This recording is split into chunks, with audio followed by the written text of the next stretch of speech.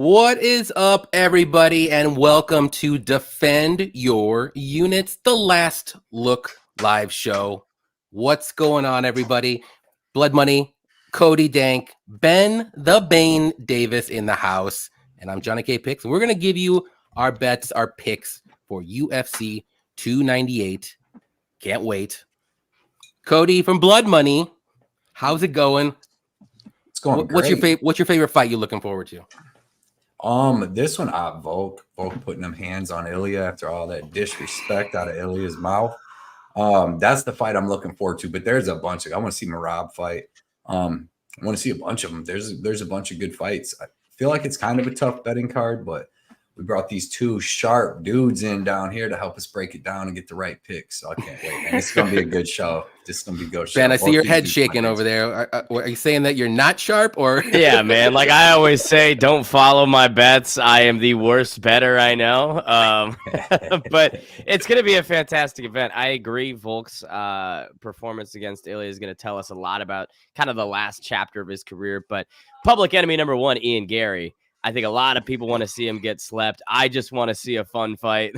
Yeah, I think it's gonna be a fun fight. Jeff Neal is no bum by any means. I mean, his performance against Shavkat, amazing. Even though he did lose, but still, he did a lot better than I thought. Cody D, what is up, man? How are things? Hey, glad to be back. And don't listen to Ben. He actually has surprisingly good takes. We've done some podcasts together, and he's got some good takes, man. I don't see you don't post your bets like that, so I don't know all your bets as well. But that's because they're all missing. Because I'm down like 9 billion units. Nah, man. But he's gonna be fun. Ben is a character, dude. If you're watching this, you probably are familiar with him. Yo, he's a funny dude. Glad to be back with you, Johnny and Blood. You guys always love the show. Love watching. I really don't consistently watch a ton of handicappers. Like I try to kind of chime in and like show support and love to everybody on like X. That's probably the first time I called it X and not Twitter. It's weird. I still say Twitter. And then the YouTubers, but I always try to catch y'all's show together. It's a good one. So happy to be back on, man. Y'all's viewers are always cracking me up in the chat. So yeah, thanks for having me again, man. I really am looking forward to this card. I mean, like Blood said, can't really pick anything with the main event as far as like favorite fight. Like I got to go with that one. But I mean, that whole main card is crazy. The fluffy fight with Roman, friggin' co-main, Rob and Paulo, like Rob Henry. I mean, honestly, it's like you said, is Gary going to give the people what they want, get knocked out? I don't know, man. This main card's lit. So looking forward to breaking them down, man. Appreciate you having me. Right on. So we'll go through the chat here real quick. And if you don't know who Coty Dankh is or Ben the Bane Davis, you can go in the description below and check them out. I got their links below. So definitely give them a follow or a subscriber, whatever they call it these days. I don't even know. But Dick's Insider, he said, "What's up, man?" He said, "I'm making some potato pancakes for the show." That sounds good. Gonna give us some locks. Yeah, stick around. We'll give you a whole bunch of locks there, Toilet Face. Gerald, what's up, man? He said, "I'm trying to get all the MMA information I can get so I can get back to these fights." All right, we got it all for you here. And we got our guy, Kiwi Brew. Sure, all. What's going on, Kiwi? Always appreciate you coming out. We got Ryan Jordan, our guy. Oh, never. These two guys never miss a show. I'll tell you that. Kiwi and Ryan Jordan never miss a show. What's up, Ryan? Appreciate you as always. Matt, our guy. What's up? Defend your booty and units, indeed. Yippee, another guy that always comes out. What's up, Yippee? It's Friday. UFC discussions about to go down. Life is good, indeed. Jaden, our guy our guy Danny. I was reading Danny. What's good? What's good? Danny Barlow and Merab. Let's go. I like that. I'm gonna need a shout out from our special guest, Mr. Davis, please. I'm a big fan. You want to give a shout out to Dick's Insider, our dude? What's up, Dick's Insider? I'm gonna be having a great night, man. Are you on Cameo? Dixon is the go. Dixon is the go. Yeah. Are you on Cameo, Ben? Why would I be on Cameo? Why the fuck would I be on Cameo? People want shout outs. Hey, I pay for it. I'll give it to you. It's for free.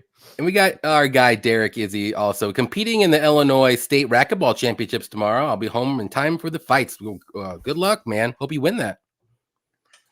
And we got our guy Ice Viking here at work once again with a sneaky earbud. Appreciate you. What's up, Bane? What's up, EQ, cheers. Appreciate you, EQ, coming out. And we got my wife, Mia Dickles. Grandpa Volk, let's go. She's a big Volkanovski fan. So. Let's go. I don't know how Johnny's on Ilya. I can't believe she didn't talk you out of that play, man. I told her the reason. Especially the one time I said it. I'm going to do it. And we got Lenny. We got Lenny in here. Something about the main event tomorrow feels like a violent finish for Topuria. Ooh, hot take. But let's get to the first fight. Andrea Lee versus Miranda Maverick, and I'll let Blood Money start this one off. Yeah, this should be a good fight. It's weird because Miranda Maverick's such a heavy favorite, and she's really never beat anybody as good as Andrea Lee. Macy Barber.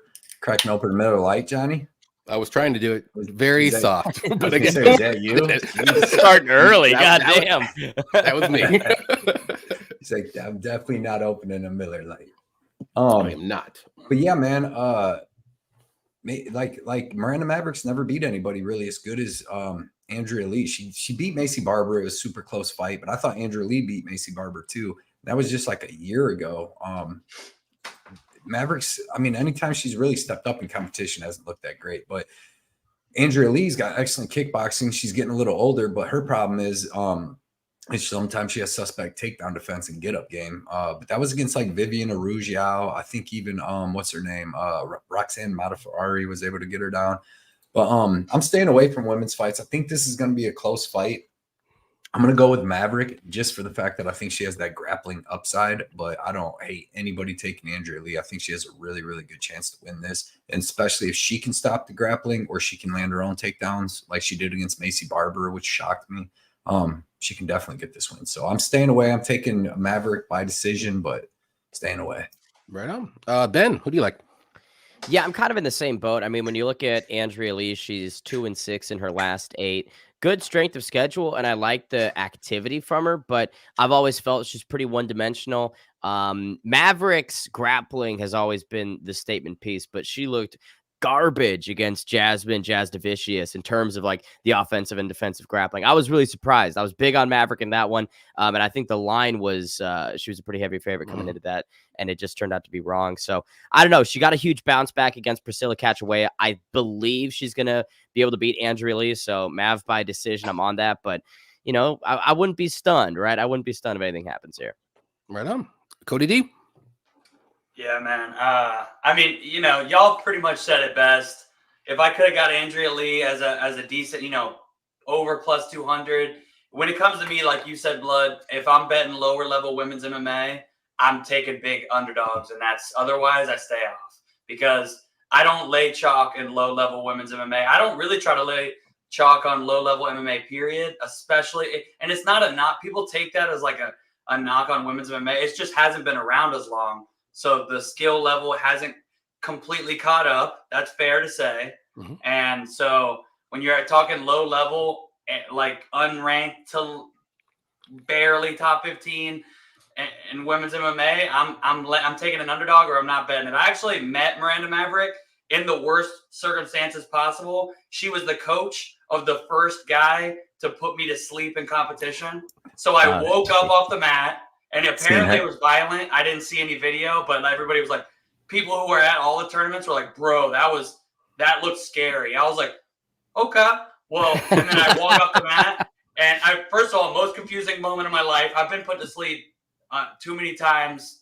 I don't, it's not the first. It's part of the game. It's part of the game, man. It's part of the game, but that was it was the first time it happened in competition for me. Every other time was just in the gym. So I woke up, and I was like, I'm at a tournament. Why am I on the mat? Oh, I just competed. Did I win? Oh, no.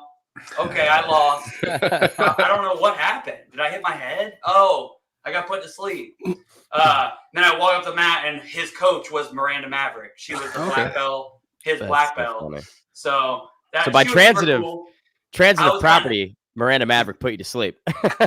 In a way. That's one way to look at it. Now I will say jacked, bro. Short, super short, jacked. She had like huge biceps. But Yeah, no, I was like, you probably are tired of hearing this, but you got robbed against Macy. And she was like, I do hear that a lot. I was like, okay, well, 100%. It was no gi absolute. I'm like, really? You had to send the 220 6'2" with the 6-pack guy out there? Come Like, on, bro. I was I'm like, gonna go get some air 140. now. But anyways, Miranda Maverick by decision. I think she mixed in some takedowns. The striking should be close enough. I do think that like it's not surefire enough to where I'd be laying that chalk. So if you're betting Andrea Lee, I don't blame you. But because I could see this being a 15-minute fight on the feet. I don't think Maverick's got some like lights out wrestling. So if it ends up in a 15-minute striking fight, it could be a close decision. You're going to want to be on the underdog side, but it's not enough for me to lay that. So Miranda Maverick by decision. Let's go ahead and move on to the good fights. Sorry, Miranda. You're not, I'm sorry. Man, you might get put to sleep again. I know she's going to come back, dog. She's going to come back for you. She going to come back. Hey, she already sent her goon after me. Right, I don't want the smoke, Miranda. Yeah, but yeah, I agree with everybody too. I'm on the Miranda Maverick side. I'm not super confident though. I do think Lee has a shot to win this fight, especially if this fight stays on the mat. Where I think Maverick has the advantage here is her wrestling and just being on top with maybe win minutes that way too. Not super impressed with Maverick's striking as of late, especially, but Lee is a pretty good striker. They're both durable. I like the over 2.5. I think this fight does go to decision one way or another, whoever wins. So that's maybe a parlay piece you can throw in somewhere. But it's dog or pass if you want to bet a side, because I think it's going to be close and it's going to go to decision. I don't see any finishes here. So just give me Maverick by decision. I just think the wrestling will be a little bit too much for Lee in the end. But we got AJ here. That's my dude. I called your name once at PFL, Ben, but the security lady didn't let me dap you up. Oh, man. But Andrea Lee is the only fans fade. Don't fade. The only fans fade. The trend is your friend until the man. There's a lot of rhymes in this. It's like a Dr. Seuss. I know. That's why I'm like, here, wait. My mind is blown now. Bruno Silva showed us last week that you don't have to be full nude for the curse to work. There you go. So that's something to think about there. I told you Dixon's the GOAT, man. Listen up. Had to have it play at least sub plus 1,800. Okay. It could happen. That triangle over Shevchenko. I mean, that's pretty similar to just throwing money away, though. Very comparable to just lighting your wallet on fire. Take it. Wise Troll, what's up, man, fellas? I have a great feeling about 298. Cheers to Bane. Nice to have you here. Yes, we always love Bane when we get him on here. Gramps retains the belt. Appreciate that. Let's go, Ice Viking. Let's go. Josie Q said Amanda Nunes was the GOAT and she is low level. Okay. Hot take. Donnie, tell another Jackal story. Okay. Strickland owns Ben. Okay. Tennis. Johnny News, $10 donation. Always appreciate you, my man. What fighter do you like the least at UFC 298? Like least to win or least to not win? Ilya, talking to the GOAT, how he talked. Oh, or just in general. Okay. That's like, shut up, crowd. I want you to like me, but shut up. I mean, I don't like him. There's a lot of interesting like personalities. Pfeiffer from last week. I don't think them dudes are that likable, man. They're kind of like whiny and then like it's weird, especially when you have a great dude like Volkanovski, who's like the best human on earth. That daughter story is great, dude. The way I look at it like that too is Volkanovski. Everybody loves Volkanovski. So what are you going to do? You're going to try to match him or just be full heel? Might as well just be full heel at that point. That thing where Ilya has the same back tattoo as Conor too? I just seen that. He doesn't. It's not the. I see people. It's not the exact same, but it's same. It's a back tat. There's a limited amount you can do, man. There's a set mold. They're all have your name. I got the cross one on mine with some stuff. Or cross. I got the same one. It's the same without the thing. Like you could compare Holloway and Ferguson with their back tattoos and be like, oh look, they're the same. No, there's that's a set. Very true.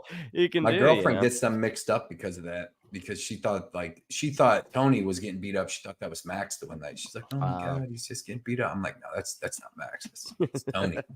Yeah. I don't know who I would like the least. I mean, maybe like if we're just talking about like personality wise, maybe Gary. I like him as a fighter. I'll tell you that. I think he's very good, but he is a little cringy sometimes with his stuff. So I don't know. That's the best I got.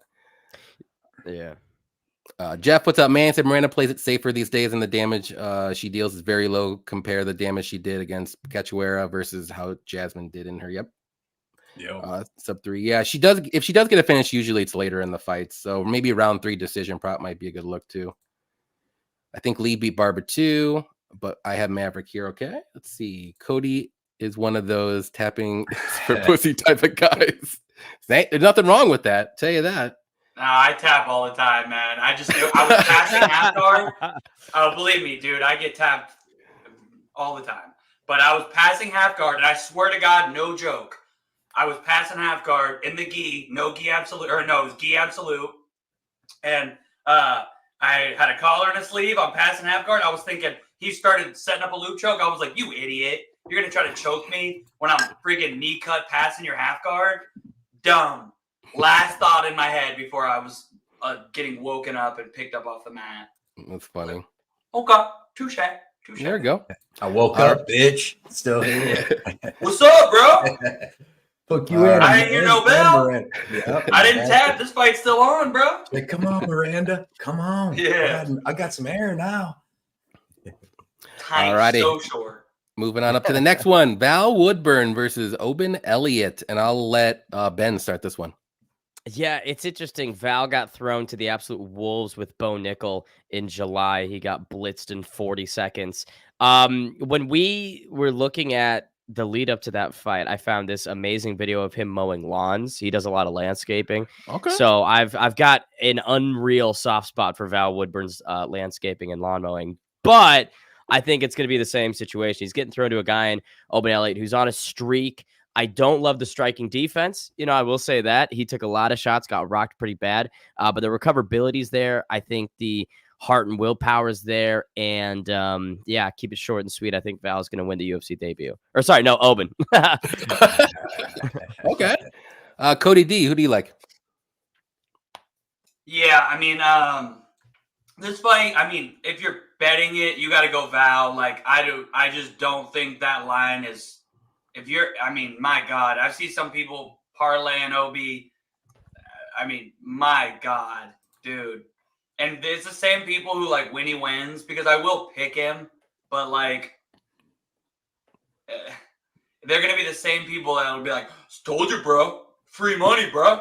I'm like, okay. I mean, now again, if you got him earlier in the week, I think he was like, I haven't been paying attention because I saw that fight the moment it was announced. I was like, I'm sorry, but pass. Like, no, I'm not. I haven't seen enough from Val to bet him, and I'm not betting even 2-1, let alone, what is it now? What is that line? I mean, minus it's 300. Yeah, minus 320. insane, dude. I mean, do I think he's going to win? Yes. He's probably the more well-rounded guy. I mean, neither of them have fought great competition. Both of them are obviously green, but like, I like the confidence. He's going to probably have some size. I mean, Val's literally 5'8" for the division. He is a meatball. That dude's got some serious strength and power. But, like, I haven't seen enough from him. I mean, I watched some of the tape, and it's pretty basic. But, I mean, I think it's going to be a much better showing than the last fight. I mean, hey, respect to this dude. I didn't know about the landscape and stuff. That's pretty dope. But, I mean, anybody who will fight up a weight class against Bo Nickel on short notice, you're a dog. So I'll be rooting for Val, but I can't pick him. I mean, for me, it's just a straight up pass for me. Probably the biggest pass on the entire card for me. It's like a show me fight. Let's see what both these guys got. It's impossible to see what Val has when he's fighting Bo Nickel up a weight class when he's already 5'8". He's a small welterweight, and you're going to put him up at middleweight on short notice. Like, I'm good, but I mean, hey, I think he's gonna look better. I don't think Elliott's just gonna completely steamroll him. So I hope Val gets it done, but I'm not willing to part with my money. So I'll go Val. Maybe a decision. I think Val's.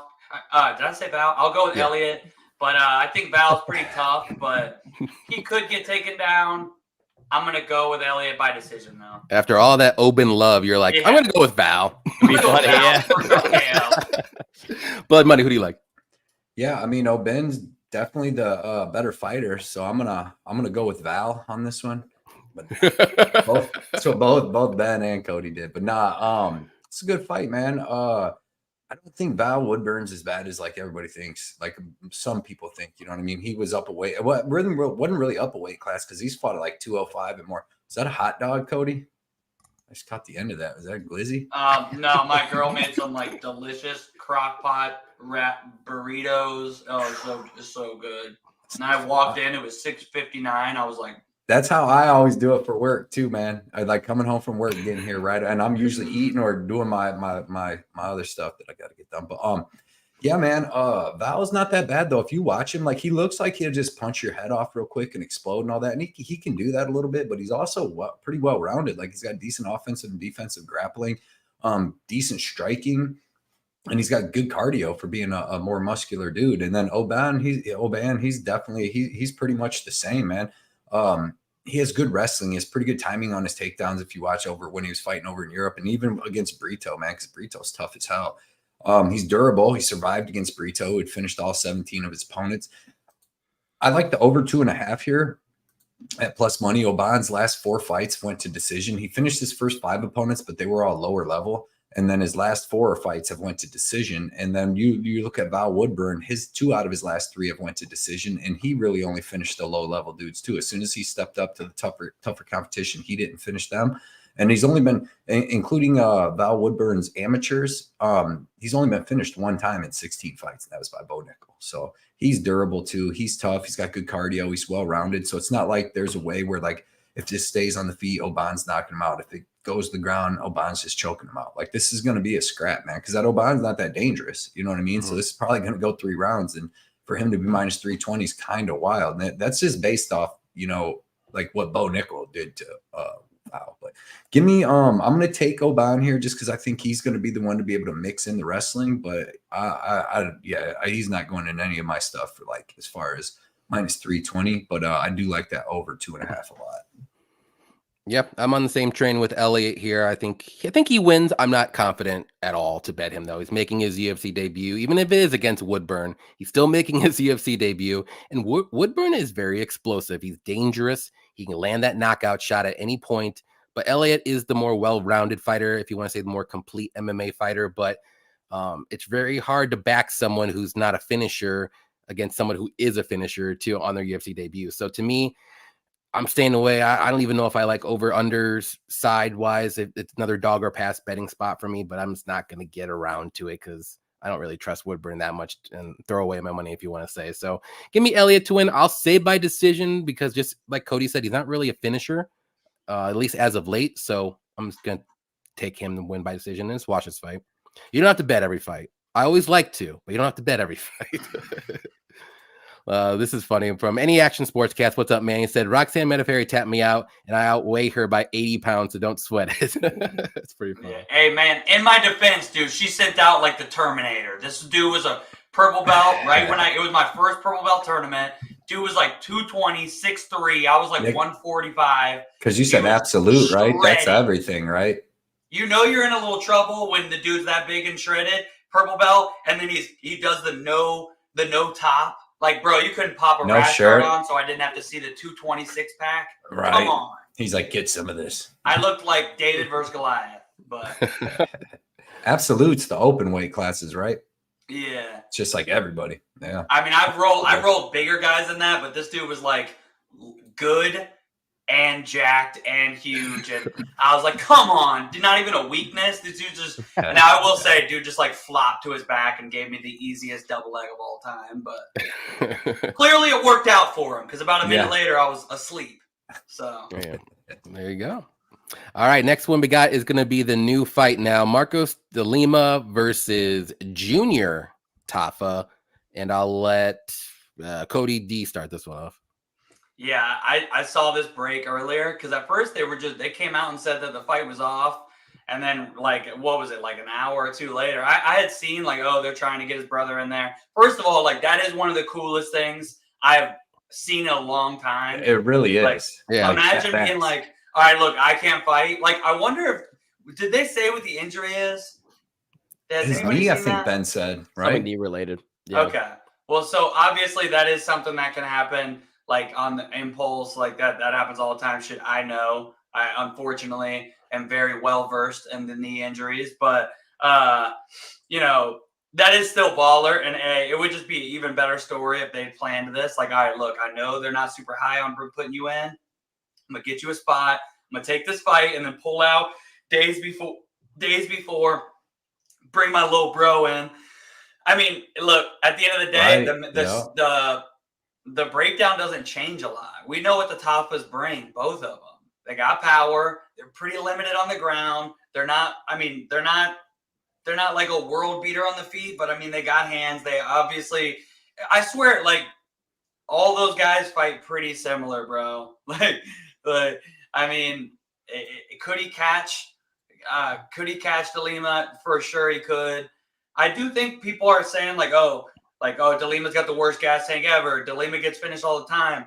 I will say we've seen him quit. We have seen him quit, but I feel like he gets a little bit too much of a bad rep for that. Like, when he hasn't been taken down, he's pretty tough dude. But it is some serious red flags on the DeLima side as well. It's like, I don't know if y'all saw, but not only did Derek Lewis, I don't want to say his nickname on YouTube, get you demonetized, but no, I'm kidding. I don't care. I don't know. It's weird trigger words like that. But anyways, he didn't just knock him out with the first exchange, but it was, if you saw after, first of all, it was vicious, not just the knee, but the follow-up shots. But he was talking about afterwards that all his teeth were loose. Most of his teeth were loose in his mouth. So it was he was oh, I'm having trouble eating and all. It hasn't been that long. What was that? It wasn't even 6 months ago. So it's I can't remember how long ago that was. What was 4 or 5 months? It was July. It was so it was a little longer than I Topuria thought. and Gaethje rematch. 8 months. Yeah, that's a decent. Damn, time flies, man. Crazy. But Yeah, even still, really that's a little bit of a red flag for me. It's a heavyweight fight, so I kind of have a similar betting mentality when it comes to heavyweights as the lower level women's MMA fights. Whereas I'm looking for underdogs for the most part, unless I have a very distinct, clear read. I do think DeLima has advantages here physically. I think he probably is the better overall. I don't know if I could say boxer, but on the feet, he's got more weapons. And if he takes him down, which I definitely think, if he's smart, go out here and wrestle. It doesn't matter which Tafa you got. Put him on their back, you're going to have some success. I think he's a better fighter. It's his fight to lose, but it's a heavyweight fight. I don't want to lay chalk. We don't know how much Lil Bro's been training. I'll go with DeLima.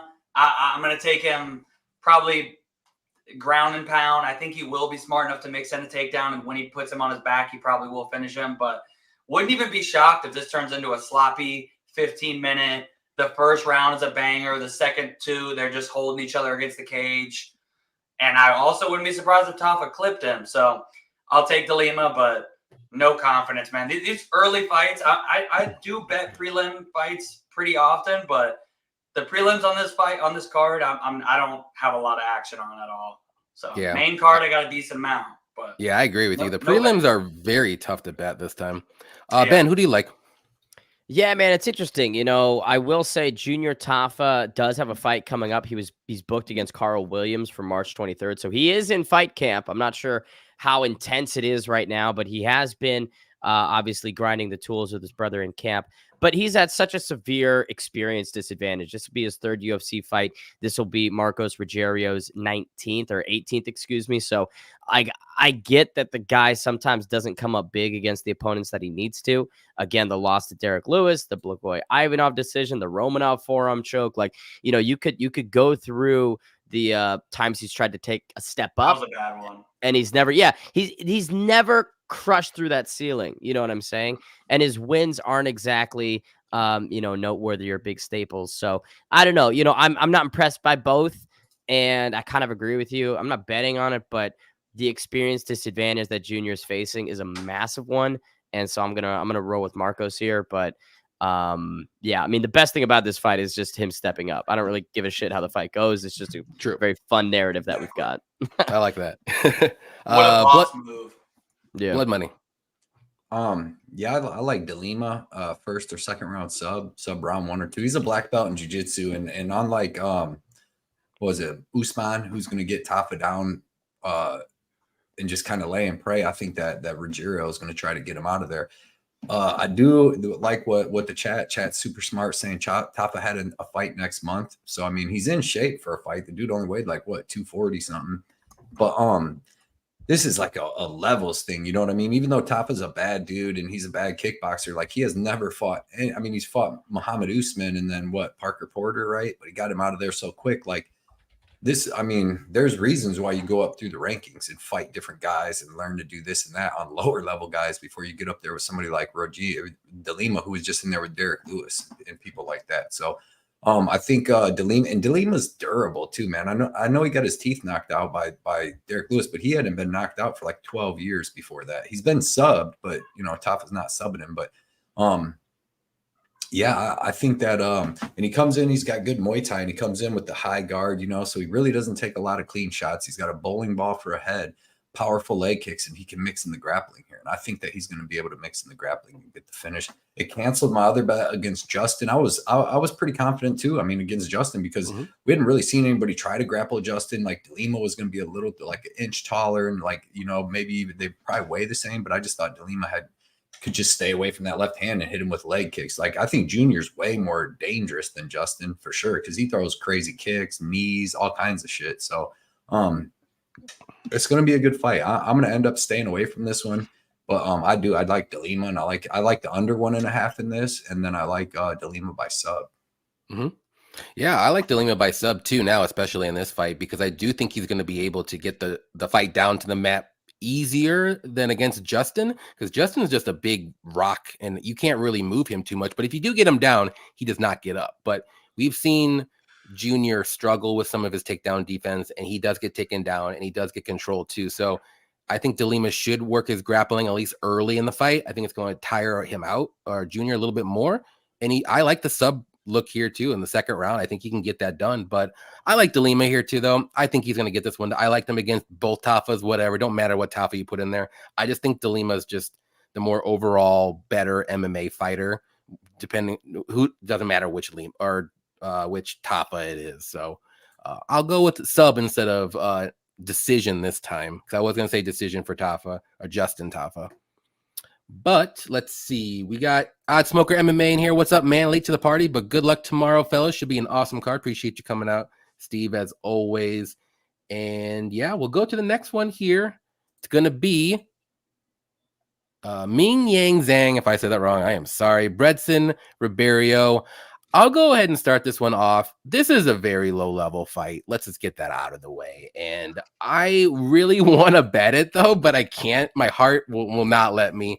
I'm going with Ribeiro here because I just don't trust Zhang's record and competition. He's fought a lot of low-level guys, so this record of 16-6 might not look as good when you hear 1-3 his last fight. So he's fighting a guy that's 1-3, 6-9, 9-6, 5-8, 2-2, 1-2, 4-0. He lost to a debut fighter when he was 7-5. So that's just how it is. I think Bredson is a little bit better than this. I like his power in his hands. I think this goes under 1.5 all day, but I'm going to go with the Bredson side because I do think he's fought the better competition. I think he's more overall better MMA fighter too. So just give me Bredson. I'm going to stay away. This is the definition of low level.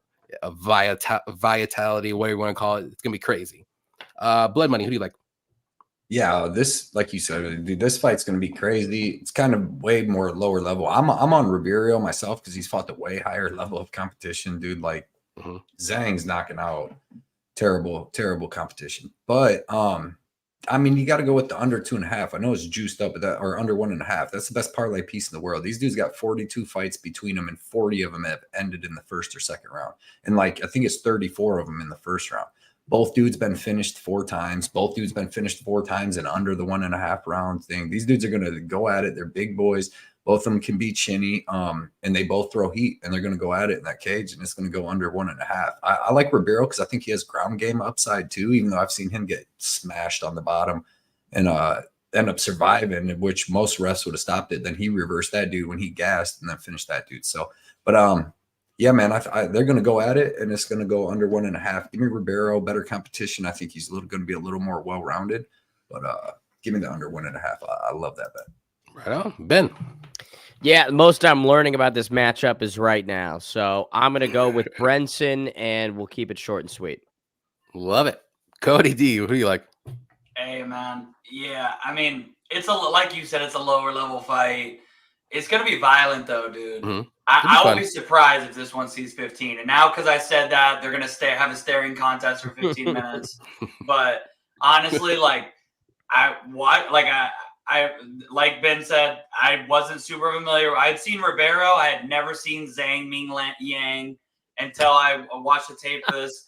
Yeah, I just butchered that. But like, come on, what do you expect? I'm a white guy in America. Yeah, no, I feel you, man. But okay, no, I'm not gonna say that. Anyways, yeah, no, watching the tape for this, it was pretty fun. Honestly, it was pretty. Like, if I'm gonna have to watch tape on some lower level guys, I love when it's entertaining. And like, my God, it was like knockout, first round knockout. Like, it was pretty entertaining, pretty fun. I mean, he did get knocked out by the biggest fraud in UFC history. Yep. I know y'all have probably heard this already, so I won't get into it. But biggest fraud in UFC history, just absolutely starched this guy. It's a low-level fight, man. Someone's getting put down. I'm gonna go with Ribeiro because he at least has the chance to get a takedown. Am I banking that he's gonna go out here and fight some super educated game plan? No, they're probably going to bang it out on the feet, and in the first round, someone's going to get put down. But at least I know with Ribeiro, he could potentially land a takedown, and you're going to give me plus money. I mean, it's kind of tempting, but at the same time, it's like, do I really want to part with my money on this fight? Like, either way you bet this, like, afterwards, I don't think you're going to come away like, yeah, I'm a handicapper. Like, yeah, just go play dice, dude. Like, someone's gonna get starched in the first round. Like, that's the breakdown. Like, it's not a very high level fight. Maybe Ribeiro makes it a takedown. If he does get the takedown, I think he will have pretty big advantage there. Yo, what up, dude? But I just have no confidence that he will. So I'm gonna say that someone's getting put down in the first round. I'm gonna say Ribeiro gets it. We'll see what happens. It's gonna be a little crazy, but he said Whaley's brother.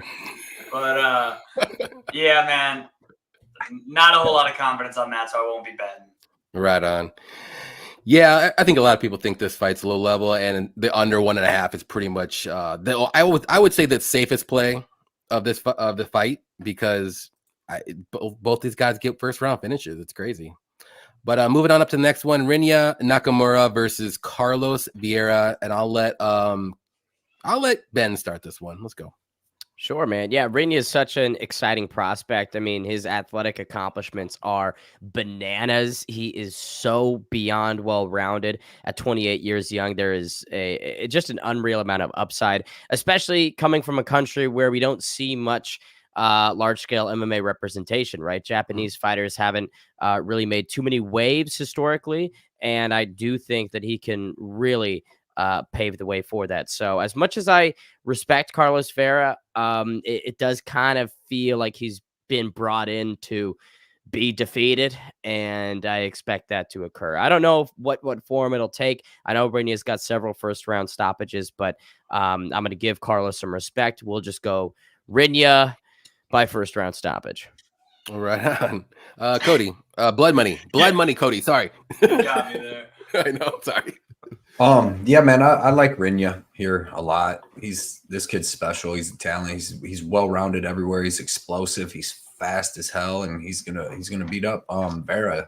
I think he gets it done too. I like him by sub at like plus 250 because I mean I think they're gonna strike, throw some blows. Like Vieira's not too bad on the feet. He's got like a weird karate style, so they'll probably throw some strikes. He either club and subs him or eventually just takes him down. He's like Nakamura, he doesn't settle just in your guard or anything like that. Like he's constantly going to try to finish you the whole time. And Fernie, we've seen how tough that dude is. And he was able to survive. But Vieira's been submitted twice in his career, and I see another one. Even though he trains with Ryan Hall, I see another one coming, man. I see Nakamura, maybe even like a Kimura or something weird, because he goes from north-south chokes, Kimuras, everything, man. The kid's dangerous.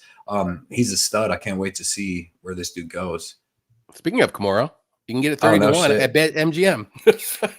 Damn. That's pretty not bad. But crazy. I didn't even read that. I swear to God, I didn't even read that. I've been trying to I put just in. read it when you said it. I was like, oh, that's interesting. Yeah. But he tries different stuff, man.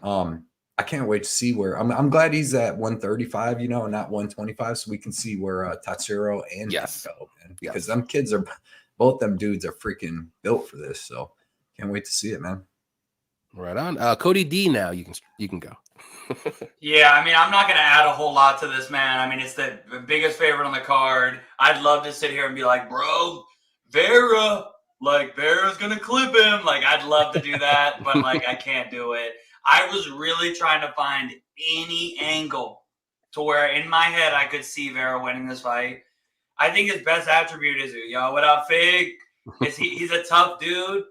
He's tough, and that's why I wouldn't be surprised if he could survive a little longer. I hear y'all, because overall, I just think there's such a skill discrepancy that most likely Rinya's just going to take him down and just have his way with him. So I most likely scenario, I hate to say it, is going to be a first round sub.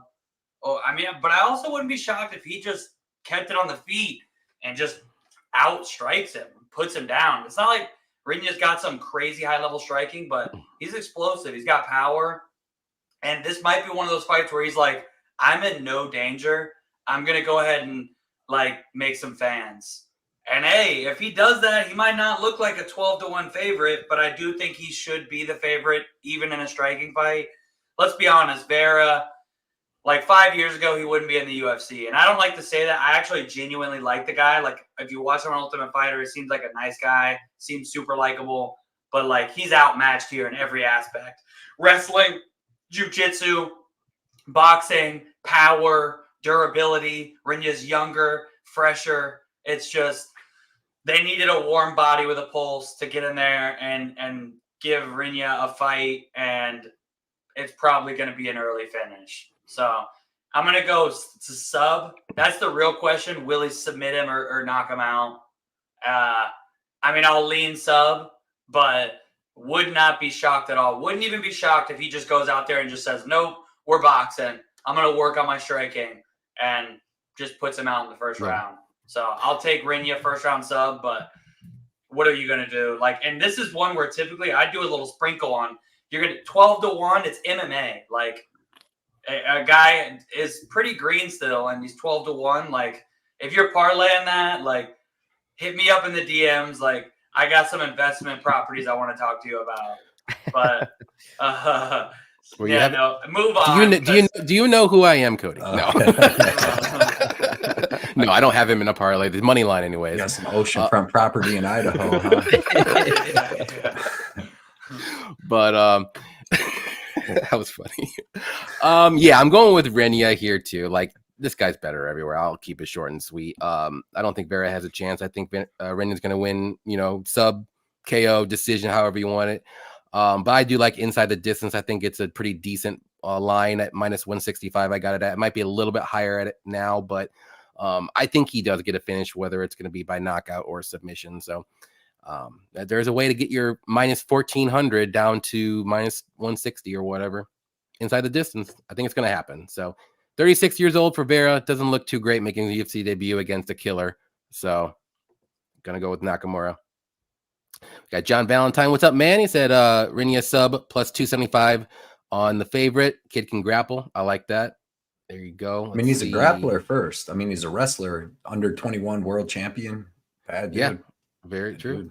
EQ says club and sub. Definitely can happen there. I think he's got the power on the feet to knock him down. So let's see. Watch Rinya pull a Jacob Malkoun and get DQ'd for shots. Oh, God, if that happens, I'm going to throw things at the TV again because that was awful.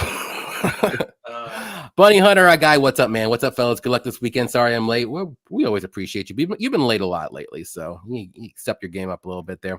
We were late too. We were late. Only a touch. But that's a given, though. Don't tell him that. He doesn't know that. What up, Bosa? What up, Bosa? Well, we got over 60 people in the chat. Please hit the like button and definitely check out Coty Dankh and Ben the Bane Davis. If you don't know who they are, description below. You can get their links there and give them a follow, all that good stuff. And we'll go to the next fight. We got Josh Quinlan versus Danny Barlow, and I'll let Blood Money start this one off.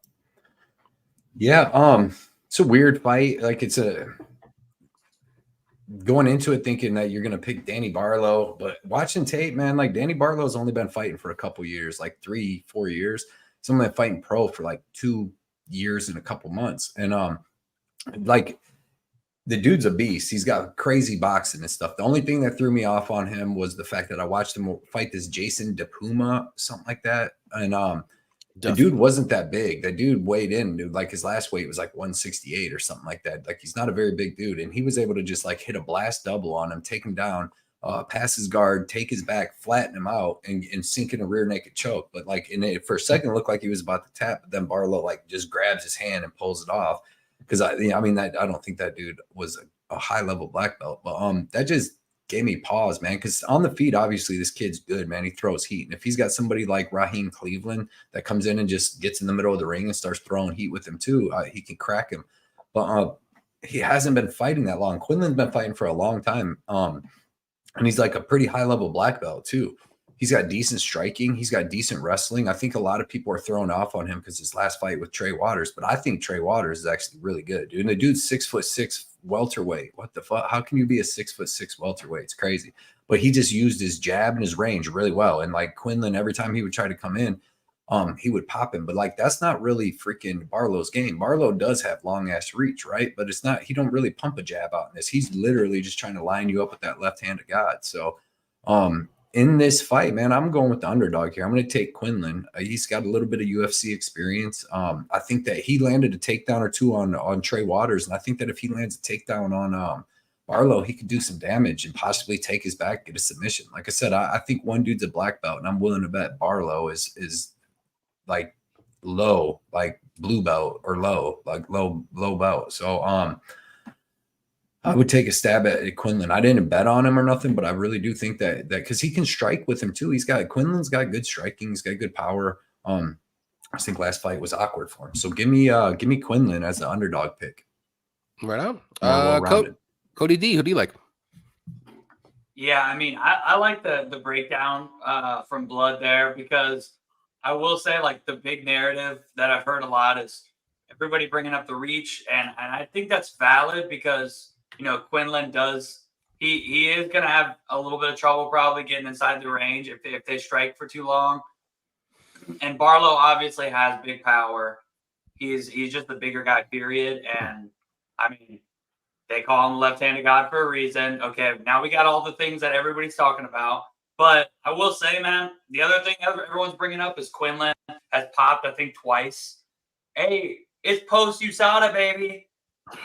Get it in. Get it in, Quinlan. But no, I mean, I'm sure they're still testing. Sure. But I have heard it's been a little lax from the fighters I've talked to. I know several. I've talked to 4 fighters who none of them have been tested yet so far in 2024. But maybe that's just, they're getting a little bit of a slow start. Who knows? I'm sure they're going to be very thorough.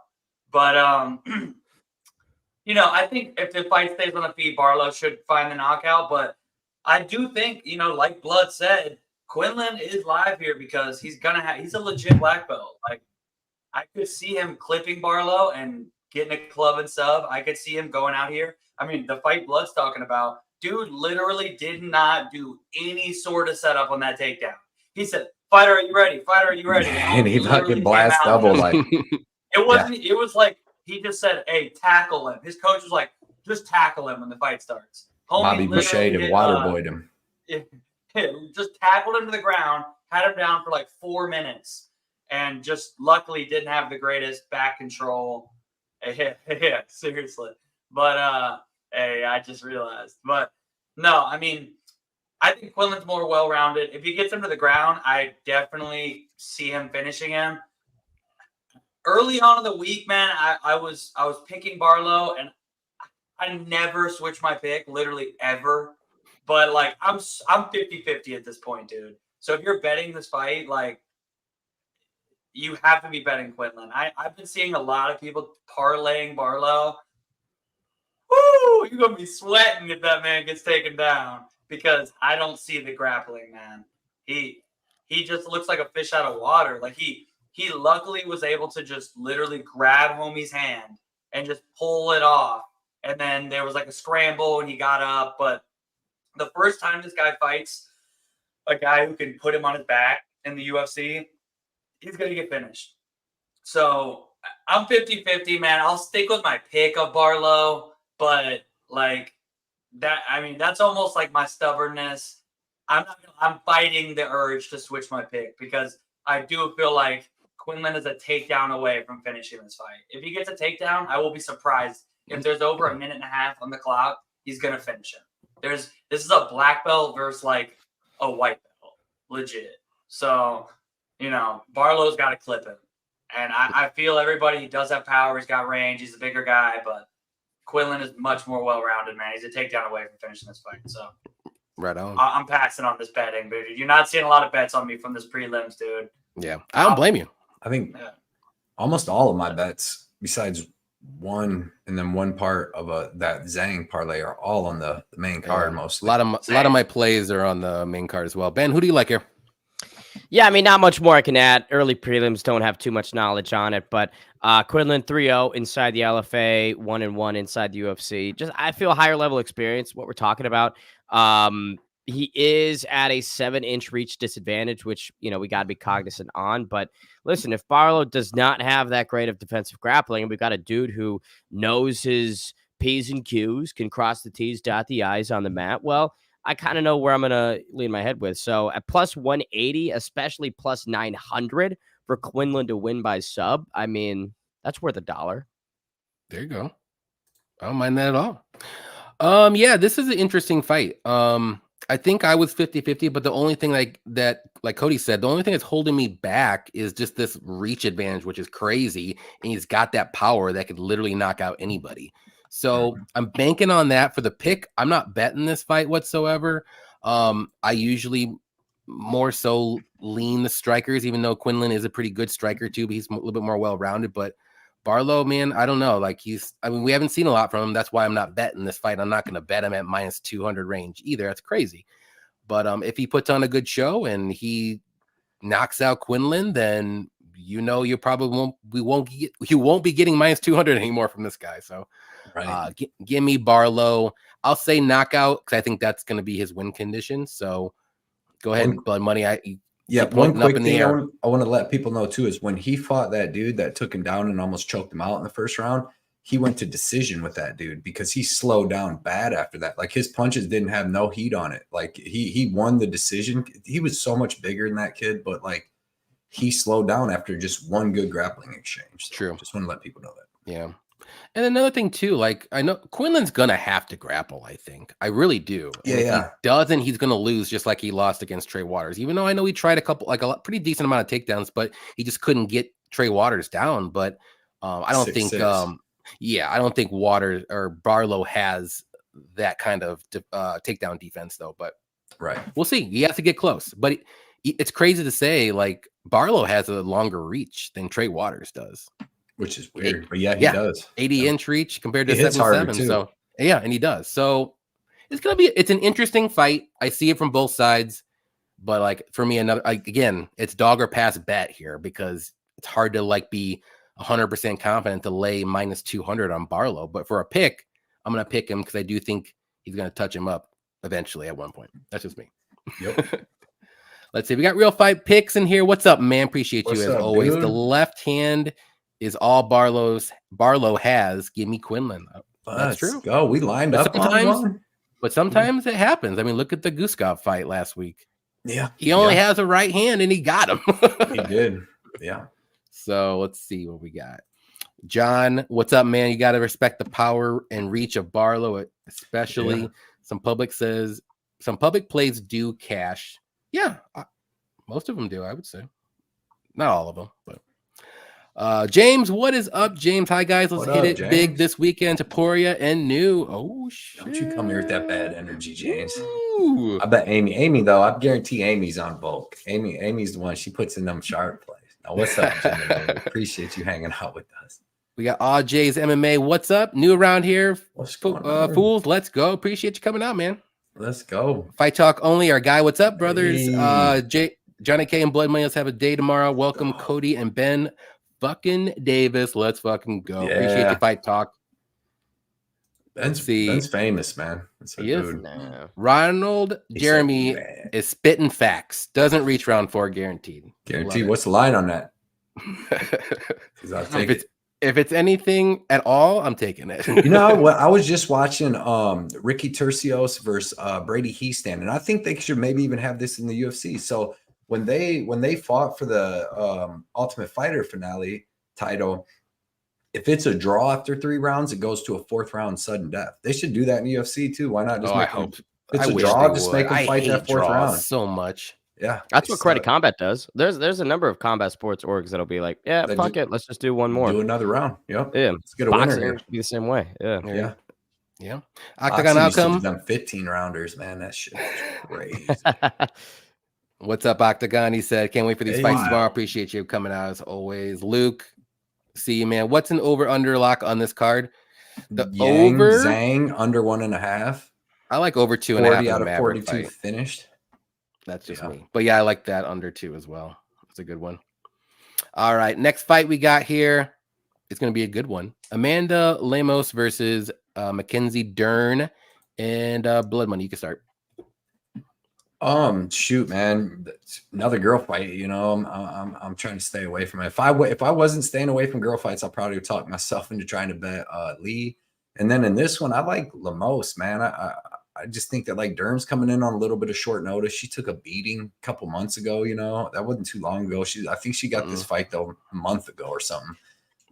Excuse me. But yeah, I think that Lemos would be too fast and too powerful early on. I don't see Dern being able to take her down in that first 1.5 or 2 rounds. And I think Lemos, she hits like fast and hard, dude. Like I think that she could smoke Mackenzie Dern.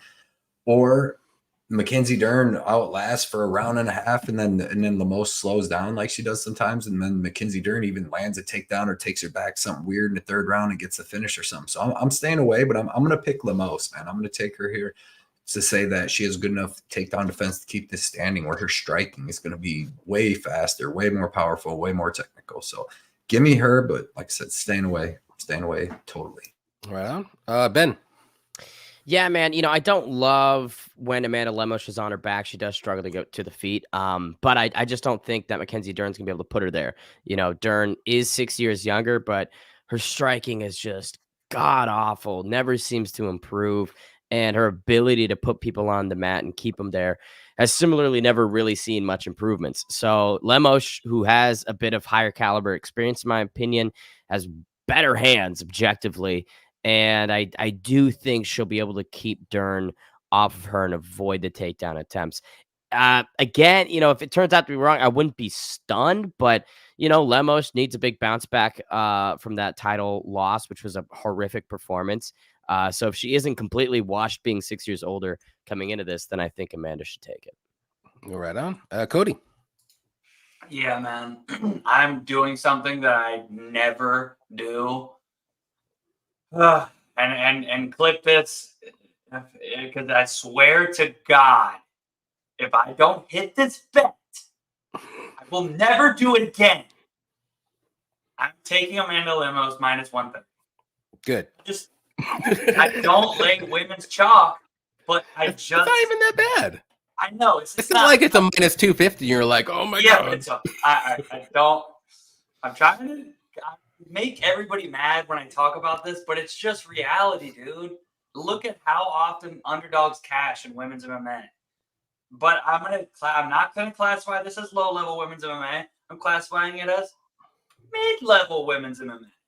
So I'm gonna bail myself out of a rule, and I'm gonna bet her -130 and not overthink it, because God, I just think. I mean, both these girls, I've never really been high on them. Like, I actually thought Lemos lost against Angela Hill. Now, maybe I'm biased because I had Angela Hill by decision. I had Lemos in that, so. I had Lemos, and I actually thought she lost. I'll be honest. I was pretty concerned. I wasn't like, oh, robbery, but I was like, and I was thinking, okay, it's Angela Hill, so we already know she's not getting the decision. But, because, like, I don't know what she did to the judges, but that's a story for another day. But at the end of the day, man, neither of these girls have good wins. Like Limos, she beat Marina Rodriguez. That was a pretty solid win. Other than that, she beat Michelle Watterson in 22, which doesn't say much. Angela Hill, we just talked about that. Montserrat Ruiz, don't get me started. I'm blood red mad just saying that out loud. Mackenzie Dern, okay, who'd she beat? Oh, Angela Hill, okay, that was actually a good performance, not going to lie. Tisha Torres, solid, but it is 22. Probably lost as well. Yeah. I want to put that out Nunez, there. Yeah, it was dicey. Verna Jandarova, that actually wasn't terrible, but like stylistically, I think it played out pretty well for her. I just feel like in this fight, man, like you said, short notice. I know some people who have trained with Mackenzie. They say she's lazy. She doesn't come to class. She doesn't come to training. She is the first one to leave. I don't know what's going on with Perillo, but I don't know if what he's doing. But the second I heard that she wasn't working with Perillo, I was like, I'm off. I will never. I don't know. Like, I have heard her saying the right things in the lead up of this. Like, oh, I'm taking my wrestling serious, which I've said from the beginning, if this girl just had wrestling, like, why are you trying to become a boxer? Now, don't get me wrong. I was just saying, getting rid of Perillo, big mistake at this point of her career. But, like, if she was smart when she came into the UFC, it would have just been like, look, I'm never going to be a good striker. Let's just get some wrestling, because when I get these girls to their back, if it's not going to be GG, it's going to be the end of the round. But she just doesn't have wrestling, and she doesn't have striking. And does Limos' gassing scare me? Yes, the age can be a red flag at this weight class, whether it's men or women. But I'm just going to say, look, everybody's like, oh, look how terrible she looked against Zhang. Dude, that's Weili Zhang. And I know this is MMA math, but, like, put Zhang in there with Mackenzie Dern and see what the hell happens. That would have been, they would literally, that would be a murder. So, I know that was a terrible performance, but this is a huge step down. Mackenzie Dern's coming off short notice. She's not somebody who's staying ready. She didn't look terrible on the scales, but, like, I've heard from multiple people that she doesn't typically, she's not one of the harder workers in the room. Let's just put it at that. So if that's true, and she's already coming in off short notice, she's not training with the coach that could have potentially changed her ways. What do I think that she just magically learned how to wrestle in these last couple of months? Yes, if she gets a takedown, I'm gonna probably be tearing up my ticket. But minus 130, like, I just think that this fight's probably gonna play out 90% at least on the feet, and I think she will piece Mackenzie Dern up if so. Right on. So I'll take minus 130. I don't even remember the last time I played a women's favorite, dude. It hasn't happened in 2024. I never do this, but I've just been like, okay, let me watch the line. Maybe some people, maybe I'll get like even money. And now I'm just like seeing it sit around 120, 130. And I was just like, or like not 130, 125, 135. And I'm just like, man, why are you overthinking this? If you think that she should definitely win this fight, yeah, it's a big striker versus grappler matchup, but I just don't think Mackenzie Dern can get her down. So I'll take Limos. I'll bet her minus 130. I'm breaking one of my typical rules, but I just think she should win this fight, dude. So, Cody, I just want to let you know, I'm right with you, man. So just be a little bit more confident in your bets. Let's go. This is called defend your units. You gotta defend it. Don't give me this. I hope. No, you defend it. Listen, I love that how you said, don't overthink this, guys. Who don't overthink this fight? Like, Limos is gonna win. Like, Dern cannot wrestle. The segment, I was waiting for this, and I'm glad that Cody got me a little pumped up for it. I'm like, I needed this. Go on. But yeah, Dern can't wrestle, can't get this fight to the mat. She needs to get this, like, take the back some weird way. She hasn't been finishing any of her wins lately. The last finish she's finished was years ago. Nina Nunez, who's not good at all. She was 1 in, 1 out, 1 foot in, 1 foot out. Yeah, but another thing too is like she just came back after having a baby. Yeah. Exactly. Either way, Nina Nunez, she had Tisha Torres in a bad spot in the second round. She couldn't get a finish. She had Angela Hill in numerous bad spots, couldn't get a finish, and she's lost the other ones. That's it. She's guys, like I think she's really taken like steps back. She's regressing here, and it's just not a good look. And we got Amanda Lemos, who's pretty comparable to Jessica Andrade with striking and all of that good stuff. I think her takedown defense is a little bit better than Jessica Andrade's, and Mackenzie Dern couldn't even take her down. So True. how is she going to win this fight? To maybe win in the third round and hope Amanda gasses? That's literally probably the only way she wins this fight. She's I don't see bigger, her. too, So to me, than Andrade. I love Lemos in this fight. Minus 130. This is a gift. A gift. Don't be scared. Don't be scared. There's a given this one too. This is one of my bigger bets of the card, and it's a women's fight. So I'm confident. Johnny does. He's been killing the women's stuff, man. I mean, it just makes sense. Like, don't overthink this, guys. Like, how does Dern win? I think Is she gonna? And then the next question is, if you answer that question this way, how is she gonna do it? Because she doesn't do it that way. Because she doesn't. She's not gonna win by sub. Sorry, I'm saying now. You can clip that, dude. Lemos was piecing up Andrade when they fought until she got hit and putting that arm triangle out of nowhere. But she was literally styling on Andrade. Like the striking's going to be crazy, but I mean, man. I want to put this up there because I was laughing a little bit earlier. I tried my nuts through 1,000 yards of glass just to hear Dern fart through a walkie-talkie. That's pretty insane. It's decent. Dern's best shot is to go for a leg lock. Her wrestling is awful. He needs something to get this fight to the mat. Ray Torres, what's up, my man? He said, "What's good, boys? Timesheet parlay. Let's get this money." And indeed, Scott said something funny as well. It's amazing. Blood Money hasn't talked about a girl fight without mentioning one girl's thickness. Yeah, and this one especially. Yeah, no, well, yeah. Yeah, I was watching a weigh-in thing, like, and it was a quick clip of like the people weighing in today, and then all of them, like, they'd be flexing and it'd just fan out, and then they just like kept Mackenzie Dern's going for like fucking 3 seconds when she walked out. Ben tweeted it. I saw Ben's tweet. Did Ben he? tweeted because it was like Bobby Green was going, sheesh. Yeah, Bobby was losing his mind. We need Sanko in there. We need Sanko in there when her or Dumont's weighing in. Yep, and then Haunter said Angela Hill fight's completely different than Dern. Dern can't get a takedown to save her life, and she'll willingly bang in the pocket. That's true. She does it all the time, and she did it against Andrade, who you definitely shouldn't do it to, and she got knocked down like 4 times. So I will say, man, she's tough as hell. She is tough. She's dog. She earned a lot of respect. I was like, dude, she was not trying to quit.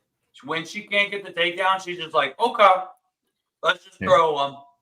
This is what's up, Shady. Shady knows. We got Shady. What's up, Shady? Get that pension, 401k, health benefits, PTO, salary, etc. down on paper with crayons. These Muppet babies don't know. There you go. Love it. Fuckers.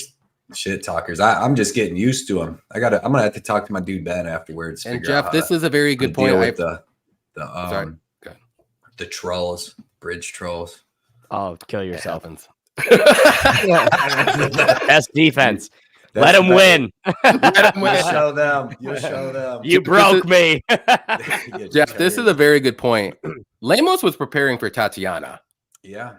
She's going to be preparing for takedown defense, and you really don't have to against Mackenzie Dern, let's be honest. Like what a gift. You think you're going to fight Tatiana Suarez? I was going to take Tatiana all day. Dude, the UFC's fucked up, though. They're like, oh, here, we see what Wei Lee did to you. Your next fight after you just took like 400 shots. Here's Tatiana Suarez who's going to do the exact same thing to you. But it's also messed up for Mackenzie. They're like, oh, did you just get assaulted by Jessica Andrade? Let's give you the other girl who probably has the next biggest power punching, if not maybe better. And like when I first saw the matchup, I was like, I think I tweeted like rip Mackenzie Dern. So now I'm like, then it got close to the fight, and I was like, oh, maybe I won't bet. No. Like you said, I'm not overthinking it. I'm sticking to my guns. The fight got announced. I said Mackenzie Dern. Go. I like this, Cody. Defend them units. Defend them units. May Rob's our guy. What's up? He said, Lemos is the safest bet from the card. One of mine. One of my only single money line bets. I'll tell you that. I'm pretty confident. Big, too. Lemos KO, love Dern, but it's over between us going forward. I don't think she's mentally locked in. That's very true. Shady with the Chinaman's chance. You know it. Shady, you know I got one of those.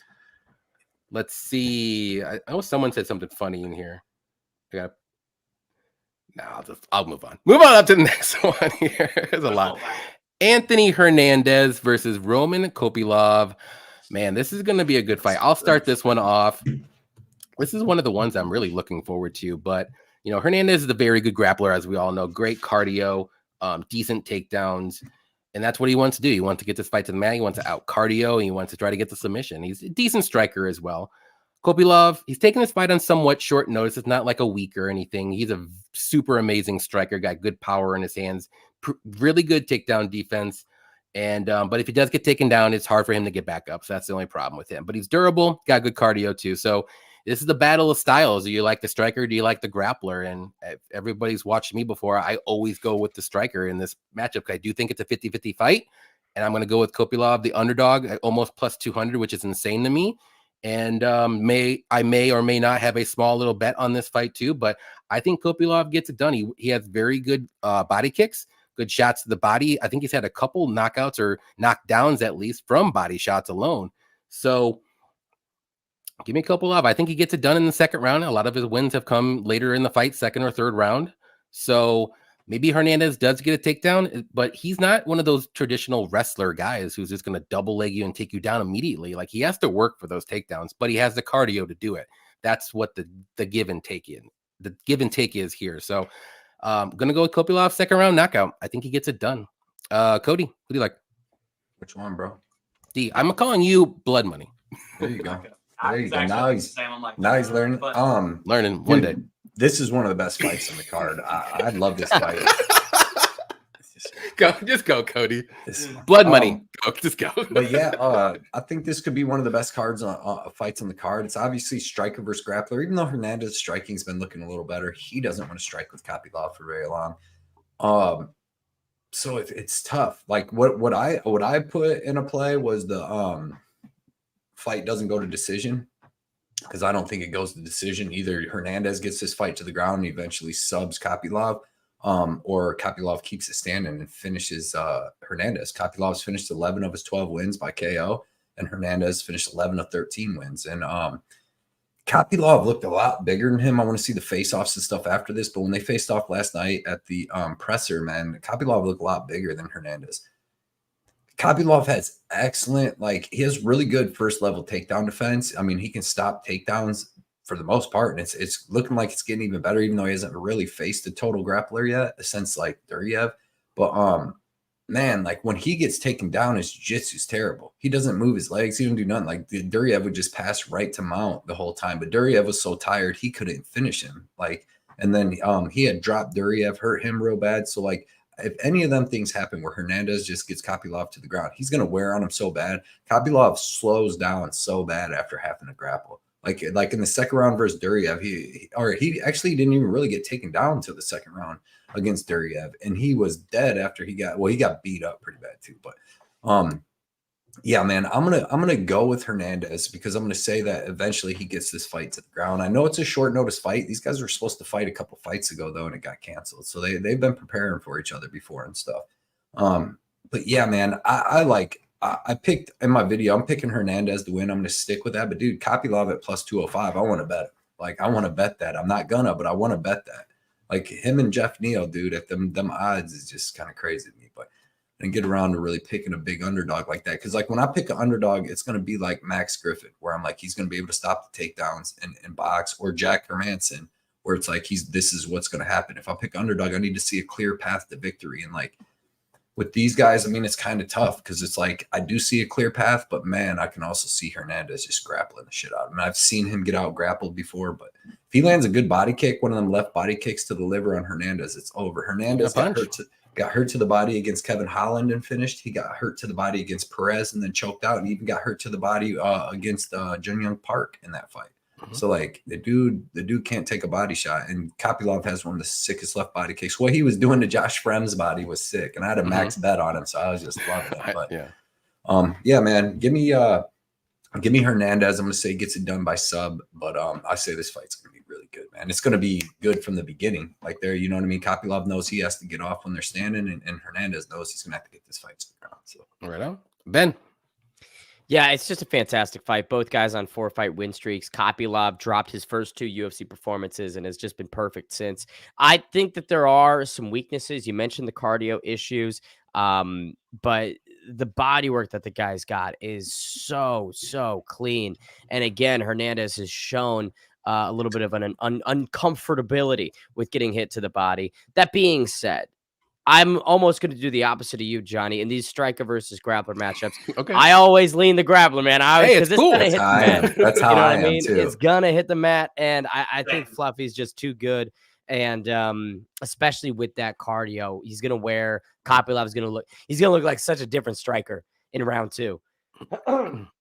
Round 1 and round 2, Kopylov are going to look very different people, and I think Hernandez's durability is at a point where he can wear the damage and get to the point where he'll find the submission. So I'm with Blood Money on this one. All right. I don't hate it. I don't hate it. Cody, who you like? But I kind of do. Yeah, man. I mean, like Ben said, I tend to lean with the grappler. I'm the only one. But I will say, these lately, as they've kind of shifted the rules to be more focused on damage, even though like we're talking about the judges, like, are they really? But I will say overall, they've leaned more to damage these past couple of years. It has made me rethink that a little bit. Obviously, I'm not just going, okay, grappler over striker, grappler, but because I just picked the striker in the last fight. But typically, when it's really close, I lean with the grappler more times than I don't. But you know, the new scoring criteria does make me kind of go back on that a little bit more. That being said, I don't see this fight going to decision, man. I think this fight's going to be a finish. I don't know if it'll be early, but I'm leaning towards more of like an end of the second round finish for either guy.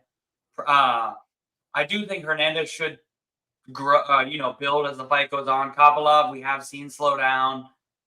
If there's an early finish, it's probably him. But I actually took the fight ends in KO plus 150. That line's still out there. Okay. I think if Hernandez gets the finish by knockout, it's probably going to be a TK off the ground once Kopylov does slow down. And whereas Kopylov can catch him early, I just think, like you said, he's got nasty body work. Both of y'all said that, touched on that a little bit. And we've seen Hernandez has showed a weakness there in both of his finishes late. But overall, I think, man, Hernandez is a guy I love betting on because he's not going to go out there and be like, you know what, I'm a striker now. Like, he's going to go out there and shoot 20 takedowns. And, I'm sure you heard the stat because it's been getting thrown around a lot, but he actually averages more takedowns a fight than Merab.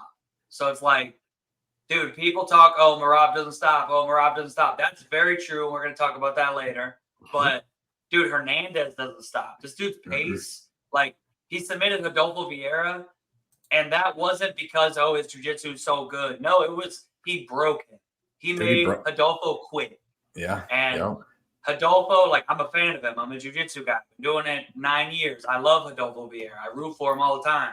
But he quit. Like, he quit in there. That choke was on, but he had his hand ready to tap before it was even all the way locked. You saw him. He was like, I'm done. Like, he knew I'm not making it to the end of this fight. And I don't think I think he's got a better gas tank than Vieira. But at the same time, I think Hernandez knows what he has to do. I will say there does seem to be a size advantage. And after seeing Kopylov on the scale, I am like, ooh, okay, it's a little scary because I touched on I have plus 150 KO. Hernandez was actually the first bet on this entire card that I did. I wish I would have did it sooner. I saw some people had like minus 140. I didn't get that, but I got minus 166. At this point, though, it's Kopylov. Like, if you're betting a money line, I would not bet. What is it now? I mean, minus 250 range.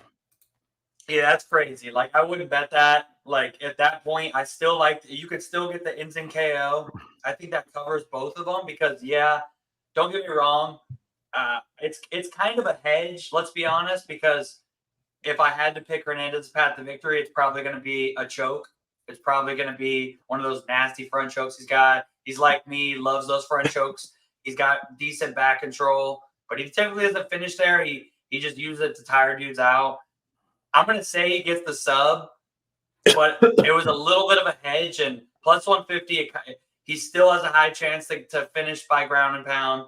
And also, it's like I said, if Kopylov finishes them, or if Kopylov wins, I think it's by KO. So it's almost like a plus money hedge that also I could double up and hit. So I like both plays. If you're on the Kopylov side, I don't blame you at this point. Like, that money line is not accurate. That's too far off. I even was like, damn, did I miss the line? Am I too late? And now it's, I mean, my God, from minus 250, minus 255, that's wild. Like, I love Anthony Hernandez, man. He fights exactly to the style that I love betting on if I'm betting chalk, because he's going to go out there and enforce his game plan. He's not going to stray from that. He's going to go out there and try to enforce his plan A over and over. And I think overall, gun to my head, I pick him. I think he wins the fight. But, you know, at this point, man, I wouldn't knock anybody taking Kopylov. Plus 200, plus 205. That's a solid bet. So, yeah, I'll stick with Hernandez minus 166. Fight-ins and KO plus 150. But it's going to be a banger, man. I saw it. They almost bumped us to prelims. I was like, dude, don't you even think about it. This is one of the best. This whole main card is just straight gas. Yeah, it's prelims, awesome. not so I love much. I love the main card. Yeah, Fun fights on the prelims though, like fun, explosive finish fights. Yeah, but the main card is high level MMA. I see a lot of decisions of the main card, but we'll get to those later. Except this one, I do see a finish in this fight. Drake MMA, what's up, man? Say Kopylov 2-1 is just atrocious, strictly value play. I agree as well. Yeah. Yippies, I'm rolling with Fluffy in my Blood Money contest parlay. There you go. Yeah, for the cards, baby. Let's see. Mayrob said, you guys know that in 2015, Kopylov KO'd Ikram in an amateur fight, but nice. Can't find it on Tapology. Interesting. That's a fun way of creating anything false. Not saying the guy's lying, but hey, you guys remember that time Val Woodburn beat up John Jones in an exhibition bout? It's not on Tapology, but take my word for it. It could be there. That'd be a good fight though. Kopylov and Gianna. Big Cody. There you go. Let's go. Appreciate you coming out. It's a cool picture. Dashinius, if I said that right. Marab probably has more takedown attempts. Is that true? He does. That man, Jesus. In the Jan fight alone, he shot more takedowns than most of these dudes in the card. Good luck to you, Shady. Yeah, 50, 49. Shady. Disgusting. Appreciate you coming out. Hell yeah, Shady. Appreciate you, bro. We will move on to the next one. Speaking of Marab, it's going to be Marab Davalishvili versus Henry Cejudo. I'll let Coty Dankh start this one. All right. Well, yeah, man. I mean, this fight... It's going to be crazy, man. Honestly, like, I don't know how some people don't like Marab's fights, and I get it. He doesn't finish a lot of people, but I'll take a guy like Marab over, like, a point-fighting striker all day when it comes to, like, excitement. Like, and that's just personal preference. Like, maybe that's because I'm more of a grappler myself, but, like, at least with Marab, yeah, he doesn't finish a lot of people, but, like, he ain't just, like, trying to circle the cage. Yeah. Like, he is putting nonstop pressure on people. He breaks people. That dude's pace and cardio and pressure is unreal. And, man, if this was 3 years ago, I'd be on Henry here. But, like, I just feel like Henry could be slowing down. And, you know, I know that the coach thing was a gimmick, but you hear him talking about retirement. He retired, like, 6 years ago, 5 years ago. Okay, was it that long? Maybe 4.5 years ago, something like that. It was a while ago. Comes back. We knew he was going to come back, to be fair. But it was like a money thing. But still, it shows he's not all in. If anybody could do it, I was making those arguments. I picked Aljo, but I was skeptical because if anybody could do it, this dude is, like, people don't understand, dude, in wrestling to get in the Olympic gold, dude, like, I can't say it enough. This dude is built different. But Father Time comes for us all, man. And this isn't heavyweight. This is bantamweight, dude. Like, in these lower weight classes, like, you're hearing people talk about it at lightweight. It's way more exaggerated. At bantamweight, man, it's like a 32, 33, and then you start falling off. like, because it's all about speed, reaction time, athleticism. Like, these guys are so fast. So I just feel like, man, Henry, like, he's going to get outworked. Like, again, if this was 3 years ago, I'd be on Henry because I'd be like, man, I just see Merab failing takedowns. But even if he goes out here and goes 1 for 20, it's just the judges, if it's a close round, are going to go with the guy. Just like in the DDP Sean fight. I thought Sean won, but it was close. And at the end of the day, I can't cry robbery because DDP was outworking him in some of those rounds. Yes, for an educated viewer, they're seeing Sean maybe probably doing more damage, landing the more efficient strikes. But when it's close and one guy is working more, the judges tend to lean that way. And I think Merab, it's going to be like probably similar to an Aldo fight where he's going to be failing a lot of these takedowns. Even in the Jan fight, like, people forget he failed most of those takedowns. It's not like people are acting like he ragdolled Jan. No, he failed most of those takedowns. He just made Jan be on defense mode for 15 minutes, for 25 minutes, I mean. And I think he's going to do that to Henry. If this was 5 rounds, I'd be literally unloading my bank. I'd be cashing out of all my sport books. Like, I would just be emptying them all, maximizing all of them. How much will you take? Okay, here's 10 grand. Here's 10, whatever you'll take. Because I think Merab over 5 rounds would absolutely destroy him. But 3 rounds, I still think, like, Henry, he's getting up there. He's already not a huge volume guy. I honestly think he's got to knock Merab out. And, like, when is the last time we've really seen that? I mean, Dominic Cruz, but, like, you know, Keith Peterson was on the booze. No, I'm kidding. But I just think Merab's going to outwork him, man. And, I mean, I took him minus 115 by decision. I am like, should I maybe have just played him straight? Like, I don't like to bet these, like, near even money chalk decision, like, or a prop and chalk, like, is a little sketchy, but, you know, I don't see Merab finishing him, man. Merab's not a huge finisher. Henry's tough as hell. He's only been finished, what? Was it just the DJ body shots? Henry's tough as hell, dude. Like I said, he's built different. Olympic gold medalist. He ain't trying to go out like that. He's already said he's going to retire if he loses. I believe him, which makes me more skeptical on him. But at the end of the day, I know one thing. He ain't trying to go out getting finished by a decisionator. So I'm going to say Merab wins this fight, just outworks him by decision, minus 115. Again, if this was 3 years ago, I'd be on Henry, but I'm going to go with the guy who's just fresher, in his prime. I think they're going to have to give this guy a title fight. If they make him fight Corey for the belt, I'm going to be livid. But, you know, I get it. They don't want to put Sean O'Malley in there with Merab, even though I wouldn't count Sean out. But give me Merab decision minus 115. I'll shut him. Right on. Ben. Yeah, man, got to echo a lot of the same sentiments. Henry Cejudo several years ago would have made this a lot more competitive, but at 37, coming off of the split decision to Aljamain, in which was a good performance, but one where he looked a bit rusty, one where he looked like the age was catching up to him a little bit. And no disrespect to Aljo, but I feel Merab is a more difficult opponent for bantamweights. You know what I'm saying? So I just feel Merab's going to overwhelm him. If you look at the stats, 11 completed takedowns on 49 attempts against Petr Yan. So to Cody's point, he's not getting all of them, but that's not the point. And that's a stylistic challenge that I don't think Henry has necessarily faced. I'm not sure he's passed that kind of test before. And this is not the time in his career or his athletic state to take those types of tests for the first time. We love to talk about the gold medal. That was 16 years ago.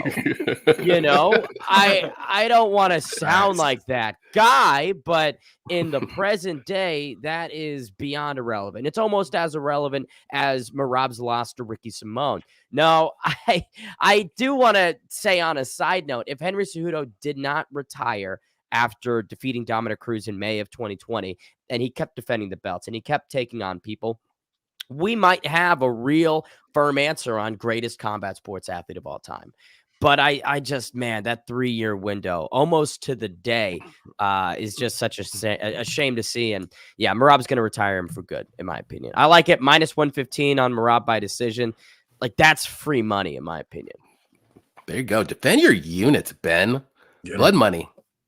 Nah, what both of them guys said, they put out all the stats you needed to put out. And then the age, dude, like Merab beat the shit out of Petr Yan. Like nobody, like Petr Yan's that had suspect split decisions in all of his losses, right? Fought close, beat up the rest of the people. And like literally, dude, like Merab went to shake his hand afterwards, and Petr Yan's like fucking don't hit me again, dude. Like he shot 50 takedowns on him. He threw a ton of punches.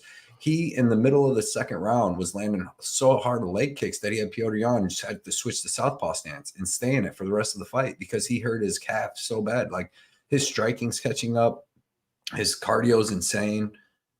Everything. He might be like my best fighting style ever. The only other one is maybe Shavkat, just because how well-rounded he is, and then he's always going for the finish. But like, dude, like Merab, just like his pace, pressure, his striking's catching up. There's never one stagnant second in his fights. Like I love his style. There's nobody else shooting not post USADA era shooting 50 takedowns in a fight, and then plus probably throwing 150 like sig strikes. So give me Merab, dude. This dude's a demon in there. I can guarantee you where Henry's thinking about retirement, Merab's thinking about getting a belt. They're in different spots, and Merab's going to win this fight. And he's got a little size advantage and everything. Like he never has size advantages in fights. So everything points to Merab. Let's go. I'm rooting for Merab. I got a bet on him. I got him at -175. I put 420 to win 240. I love it. There you go. Yeah, I'm on Merab too. One of my most confident picks and plays of the card at -175 too. Just a machine, man. Henry's going to maybe stuff the early takedowns, sure, but like for 3 rounds of Merab coming at you nonstop, he's not going to be able to do anything but stuff takedowns.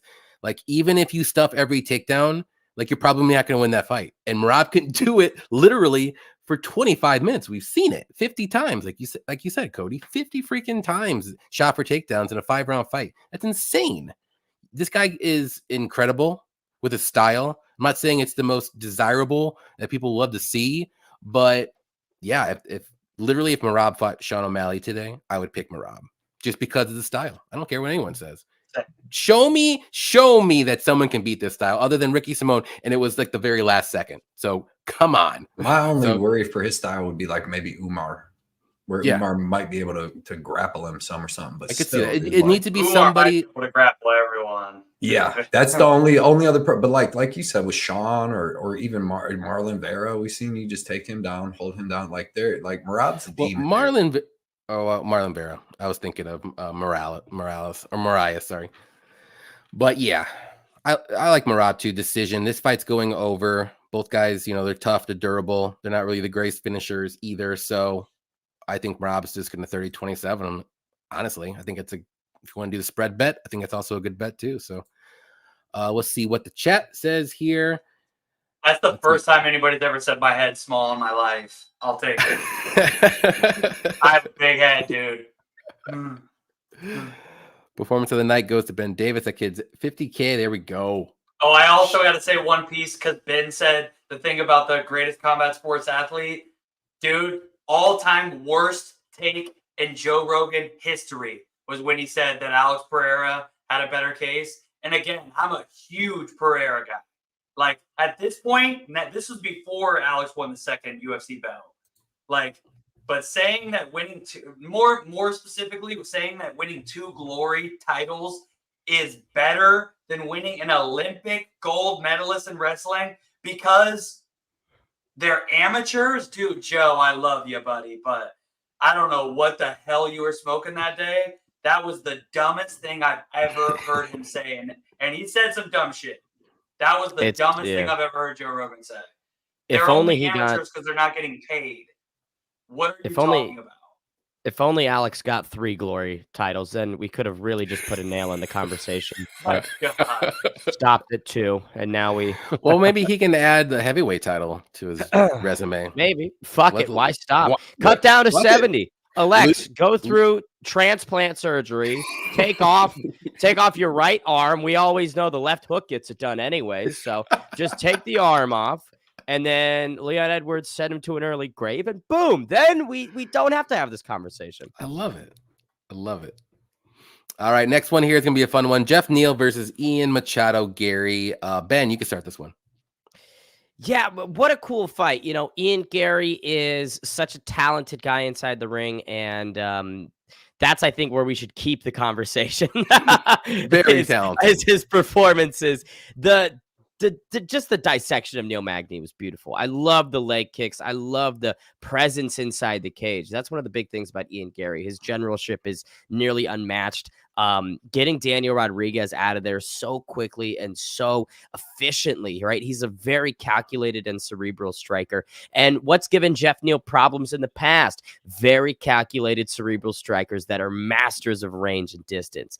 That Stephen Thompson performance isn't something that has gone from my mind. I know it was in December of 2020, but I still firmly remember it. And stylistically, it's the closest thing I can latch onto. So I know that Neal has some steam and momentum coming off of the really gutsy effort against Shavkat Rakhmonov, which I think he deservedly is bringing into this. I mean, he rocked Shavkat in round 3. Let's not forget. It's not like he clipped him early and then was dominated. It was a competitive back and forth, and in the third, he still had the power. So I'm not writing him off, but I just feel we've seen Jeff try and pass this test before, and he's been really unsuccessful. So I do think Ian Gary stays undefeated. My heart would be interested in seeing a Jeff Neal KO. You know what I mean? But I think it's unlikely. Right on. Blood money. Yeah, man. In this fight, I mean, I didn't bet it. I bet the over 1.5, but I actually at the price, and I like Neal. I think I like Jeff Neal. I don't know why I was thinking Ian Gary, but I like Jeff Neal actually in this fight. There's just so much going on with Ian Gary.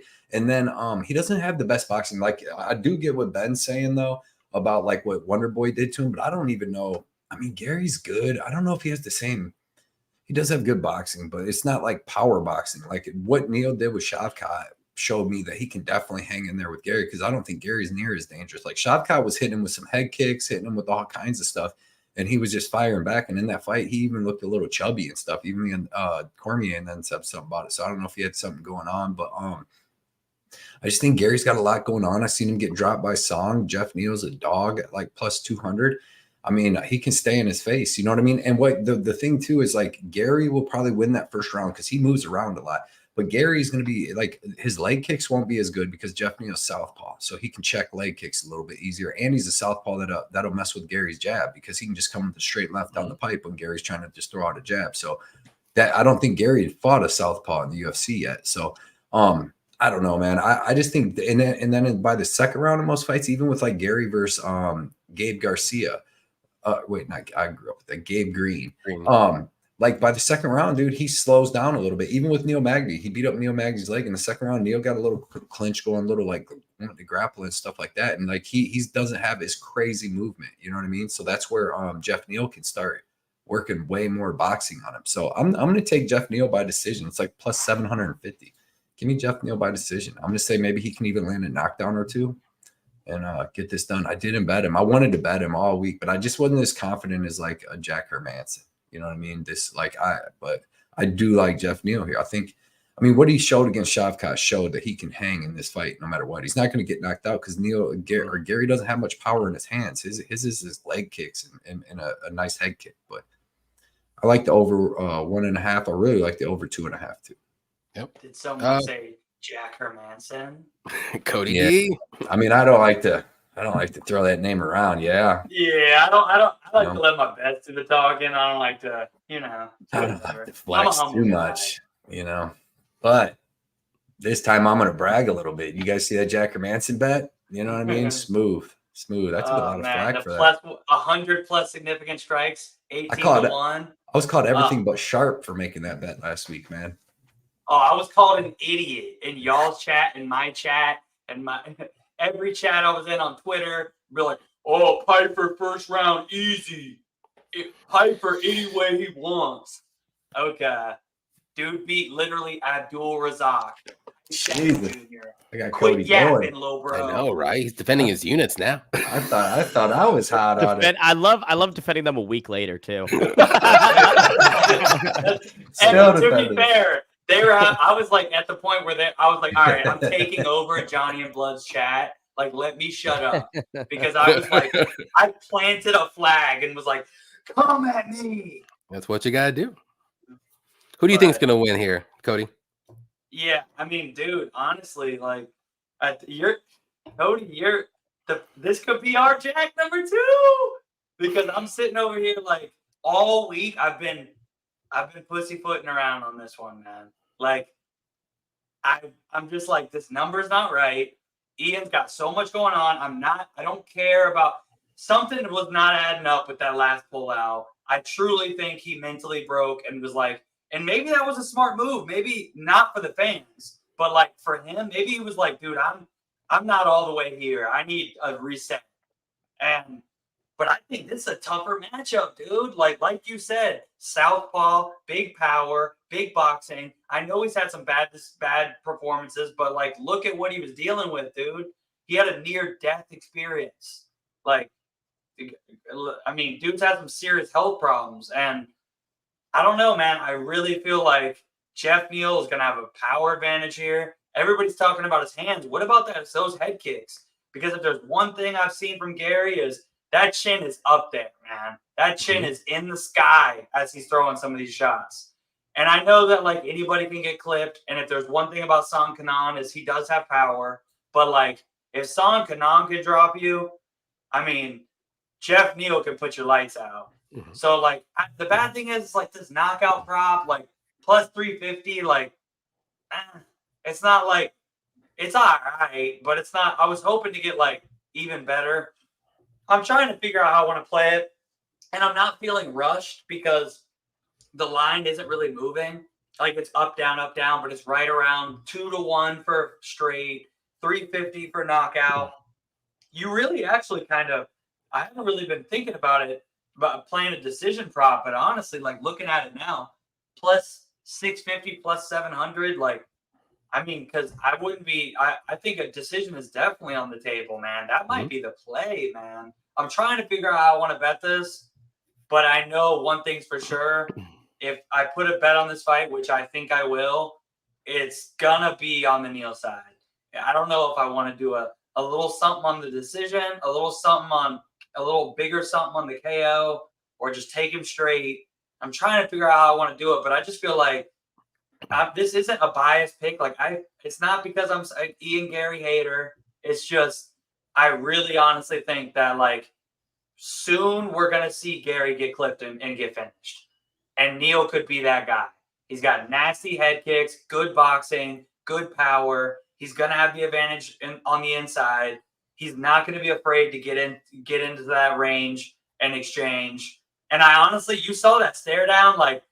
I'm the last person to read anything from stare downs. They mean close to nothing. They mean about as much as like what like fighters hype talk before fights. It's so rare I bring something like this up, but like he big brothered him a little bit. Like Gary's like, oh, like they tried to ask Neal a question. And he's like, oh, well, I hope we can be cool, man. It's like, okay, it wasn't that bad, but it was like, I hope we can shake hands. And Neal was like, I got you, bro.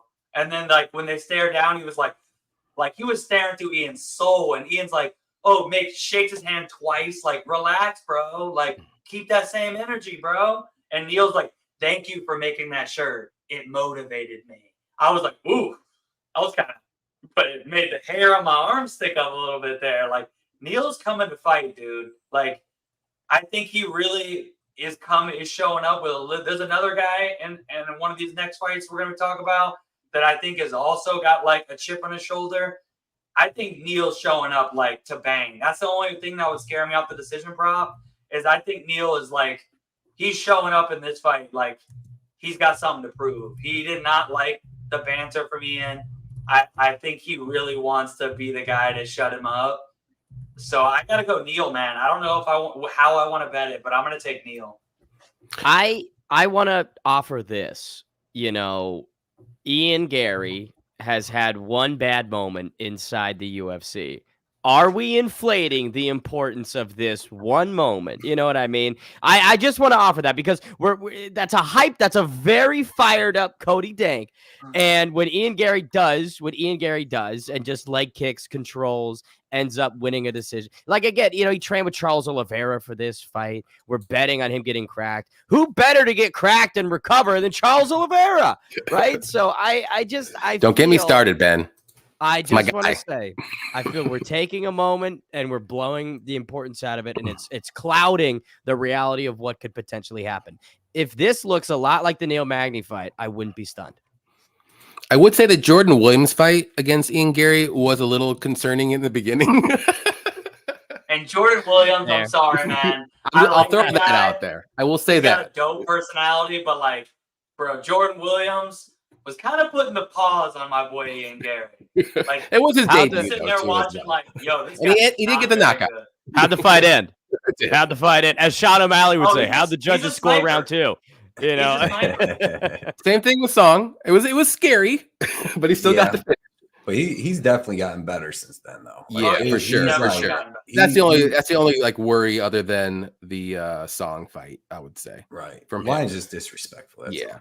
Yeah, I will offer this to you, Cody. I have a bet on this, and then maybe you will like this. I like Jeff Neal here minus or plus 3.5 spread at minus 105 because I think he's live for a finish. I think he can win a decision, and I think he can win one round. There you go. But I'm still picking Gary because I like his striking more so. I think he's going to win the striking with volume.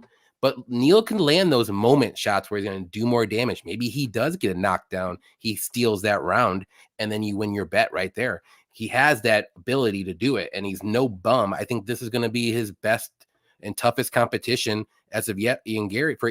So, again, do I think Ian Gary wins? I do think he wins. I do think he's that good of a striker, but I don't want to count Neal out. I'm not betting Ian Gary's money line at minus 230. I'd rather do the spread for Neal. I think Neal can win one round or win a knockout or win a decision.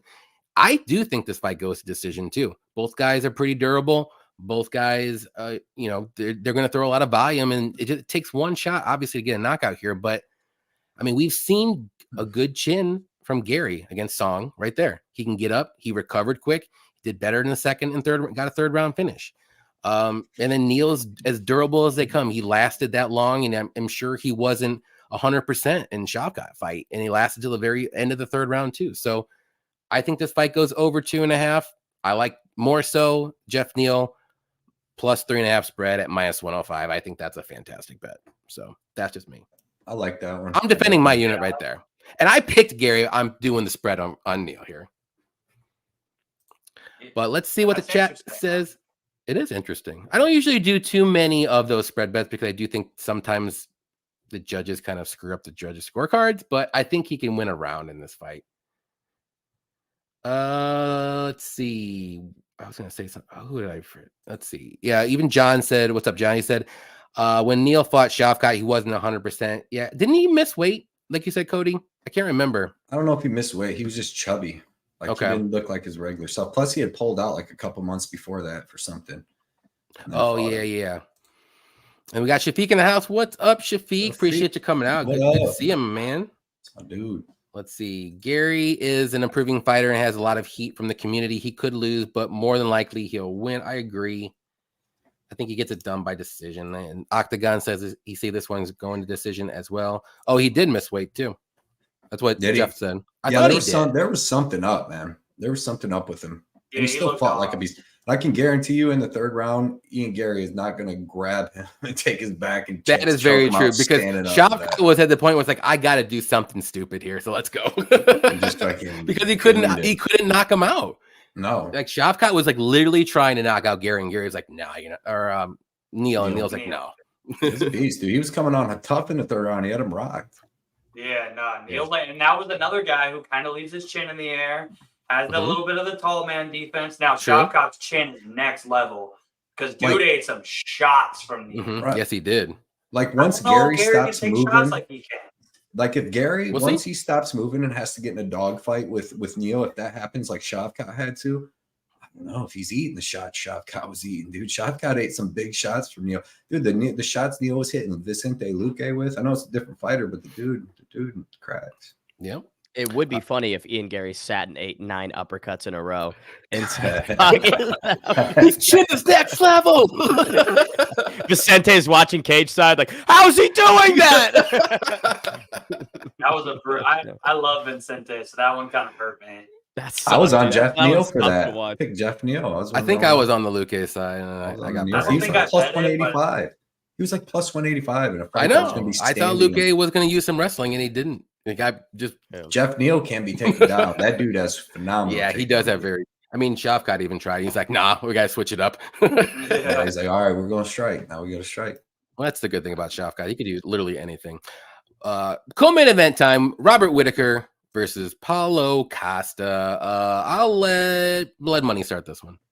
I don't remember where I left off, but yeah, man, this is like a weirder fight. You know, it's just hard to gauge what you're going to get out of Paulo Costa. You're going to get the old Paulo Costa that was a beast with Romero, but that's so long ago. That's like 5 years ago. You know, he hasn't looked good for a long time. He looked okay versus Vettori, but obviously came in fat and all that. But I don't know. You know, he pulled out of his last fight. He had the elbow surgery from an infection like 3 months ago. There's just so much. I would still, even if he was completely healthy, lean Robert Whittaker because it's just still Robert Whittaker, dude. I'm not taking much. I think he underestimated Dricus in that last fight. He got hit with a good shot and then just got overwhelmed, but that could happen to anybody for sure. But I think that that Whittaker is just going to be able to kind of beat him like he beat Vettori. You know what I mean? Just use his movement to counter strike. And Paulo Costa is going to be coming in. That's what he does. He's aggressive. And Bobby Knuckles is a good counter. So give me Bobby Knuckles here. I like the over 1.5. His Bobby Knuckles, 9 out of his last 10 have went over 1.5 rounds. The only one that didn't was against Dricus, and it was by like 4 seconds or something crazy like that. So possibly his last 10. And then Paulo's last 5 have went over 1.5 rounds. So I really like that bet. I think it goes over 2.5 to be honest too. But yeah, man, give me Robert Whittaker. I'm going to say by decision. Bane, how do you see this one going down?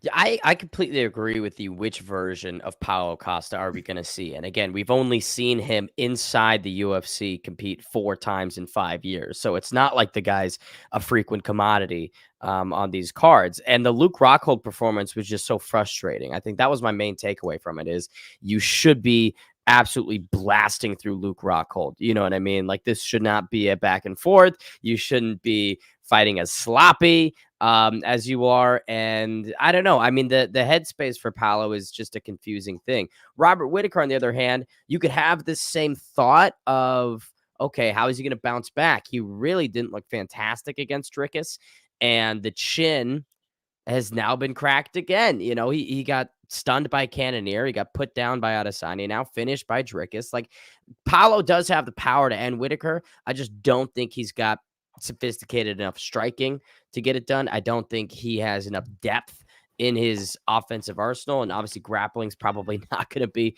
something Paulo Costa goes to. So in my mind, this has Robert Whittaker by decision written all over it. I expect it to look similar to the Cannonier, the Till, the Gastelum, and the Vettori performances. He's going to be a cut above, and he's just going to cruise right through and be in control. Now, if Costa cracks him and finishes him, I wouldn't be overly stunned, but I would be a bit surprised. So I'm sticking with Reaper, but I just want to throw it out there. He could lose. I love it. Good points. Cover your bases. Cover your bases. Yeah, them were just so you know. But no, them were good points, man, about being knocked down, hurt, all that, man. Excellent points. Yep. Coty Dankh, who you like?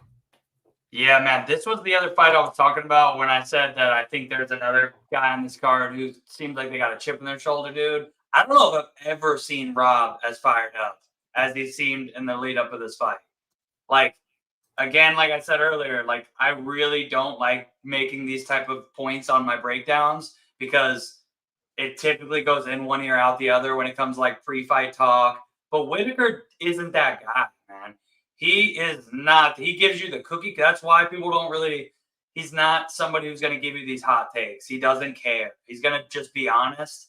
Dude's the most relatable guy in the UFC. He's like, a night before a world title fight, he's like playing Skyrim and shit. Like, this guy is not out here trying to make headlines. I believe him when he says, like, dude, I'm showing up to hurt Paulo. Like, and I don't think I've ever heard him talk like this. Like, he's fired up, man. You listen to these interviews, he's like, every time they put a mic in front of his face, he's talking about, like, I want to hurt Paulo. Like, I'm going to come and, like, put a beating on him. I want to hurt him for being unprofessional. I literally don't think I've ever seen Rob talk like this. He's one of my favorite fighters. I try to take that out of it as well. But, like, I think when you're somebody as, like, so much of a professional as Rob, it seems like he's always kind of had, like, a little bit of a thing against Paulo. And, like, and then you got Paul. And then after the Vettori situation, that was just absolute. It was literally one of the most unprofessional things I've ever seen in, like, professional sports. Literally changes the weight class, then misses that weight class, then says, "Oh, that's your problem." Like, dude, I mean, I love Paulo. I got Paulo merch right over there in my room. Like, I actually am a big fan. He's hilarious. But I think when you're such a professional like Rob, like, a guy like Paulo is like, goes against everything, bless you, Ben. Goes against everything that you stand for. Like, Rob is the type of dude, like, he signs on the dotted line. Like, if that dude can get out of bed, he's showing up.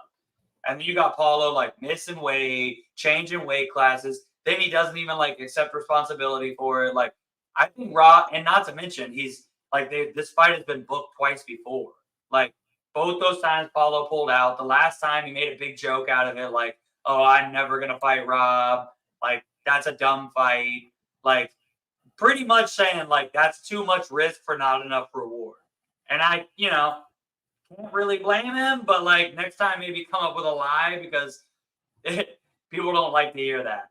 I think Rob, and stylistically, he's literally better everywhere. The big question is just, obviously, it's coming off his worst performance ever, at least at middleweight.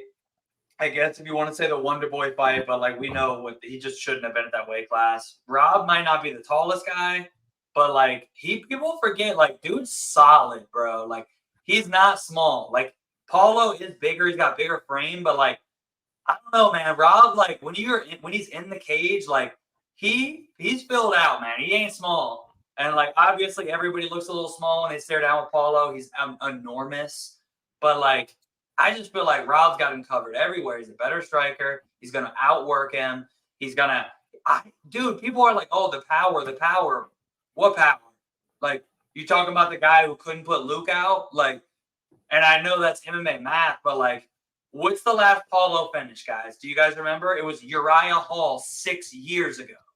Like, I know that he fights, like, every 15 months. In 6 years, he has 5 fights. Like, he, in the UFC, has finished only guys who should not have been in there.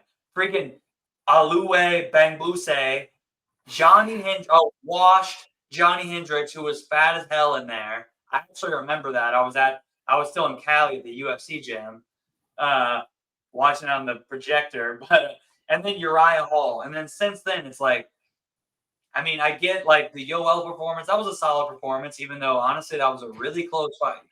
And then it's like, got destroyed by Izzy, got beat up after literally cheating in the Marvin fight. Like, again, I'm a Paulo fan. If that's not cheating, I don't know what is. You literally tried to trick him so you could have an even bigger size advantage than you were already going to have. And you still got thoroughly beat. You had one moment in the whole fight. He landed a solid head kick, which Marvin literally was like, "Thank you. Come again." Marvin literally friggin' brick shithouse.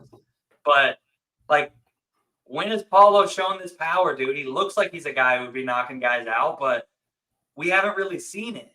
So unless Rob is shot to bits, I don't see him losing this fight, man. I get the line is kind of wide at this point, but I took him by decision, plus 130. You can still get that line. Like it. I love Rob, and it does scare me a little bit. All this talk he's been having, it seems like he seriously is fired up to put a beating on Paulo. I hope that that's just pre-fight talk, because typically Rob's not a huge finisher. But, man, like, I would not be shocked if he finishes Paulo. So I'm a little scared on my bet. I'm more scared that he's going to knock Paulo out than Paulo's going to beat him / knock him out. I think Whitaker is the side here, man. I don't even hate you if you're betting. What is it now? Like minus 250? It's justified, man. We're talking about puncher's chance, and he hasn't knocked a guy out in 6 years. Like, he couldn't knock out the least durable guy in the division, and now he's going to knock out a guy because what? He got knocked out to the and he gassed against him too, so he's not finishing Robert Whitaker. Luke had good moments. Yeah. I was sitting there like, oh my god, is Luke about to win this fight? He hurt Paulo with the classic when he said "F you." Yeah, that was a hilarious moment. But yeah, man, I gotta go, Rob. I'm pretty freaking confident. If there was anybody else I liked on this card for a parlay piece, I'd be parlaying them. I mean, I'm still tempted. It's got to be Marab. Yeah, I already have it by decision, but honestly, I wouldn't hate that parlay. But I right now, I just got him plus 130. At this point, like, the line is getting wider, and this is when I start being like, you know what, just cut your losses. You already have money on it. But dude, I think this fight could be minus 300 in my eyes. Yeah. You're talking about his one path to victory for Paulo is getting knocked out, and he hasn't done that in 6 years. End of story. Yeah. Yeah, I'm right. I'm right with you. Like, has Robert Whitaker all day written all over it. He's just a better fighter overall in general. But like Costa, like, he's just one of those weird guys. Like, he's super durable. He does fade sometimes, but then all of a sudden he comes back within fights. He's got the power, but he doesn't finish guys. Like, it's a lot of red flags. He hasn't fought in forever. He's inactive. Like, everything points to Whitaker. And if Robert Whitaker wouldn't have got dropped by Dricus, like, I would pounce on this line right now. But now to me, it's a little sketchy just because of that reason. I'm a little scared. Like, I'll be honest. Like, who knows? We don't know what Robert Whitaker's chin's going to look like after that. Sometimes it just goes. Like, he's been in a pretty decent amount of wars. He's been dropped by Izzy like numerous times. We've seen it 3 times, I believe they fought, or twice at least. So I'm going with Whitaker here by decision. I do think this fight goes to decision no matter what, whoever wins. And it's probably going to be Whitaker if it does. I think Costa's like early first round, but not early first round, but first round or bust to win. But I think Whitaker gets it done. I like the overs more so if I would play anything, just in case, just be a little bit safer. But Whitaker should win this one on paper. Like, it's one of those fights where on paper you see a fighter, you're like, oh yeah, all day. But there's always that one little doubt, like Phil Hawes. Who was the other one last week, Cody? On paper, Michael Johnson. On paper, you're like, but there's a little thing in the back of my head. It's like, he's got terrible fight IQ, or he's got no chin. Like, you just don't know. But like, this is a different level of that. But I'm just a little skeptical. I want to see it. Whitaker should win though. But I like the overs in this fight. I got a couple in a parlay, just like over 1.5, because I think those are super, super safe. Let's see what everyone else says here. How is Rob washed? What evidence is there, Ben? He lost to the champ and got dropped by the champ. He just took Izzy to a decision he could have won. Like, I'm just not seeing it. He outclassed Marvin. Like, I don't know. Like, okay, I don't. Who see said it, Whitaker's man, washed? I don't think. I wouldn't say he's washed. There was not you. No. I was talking to Chat.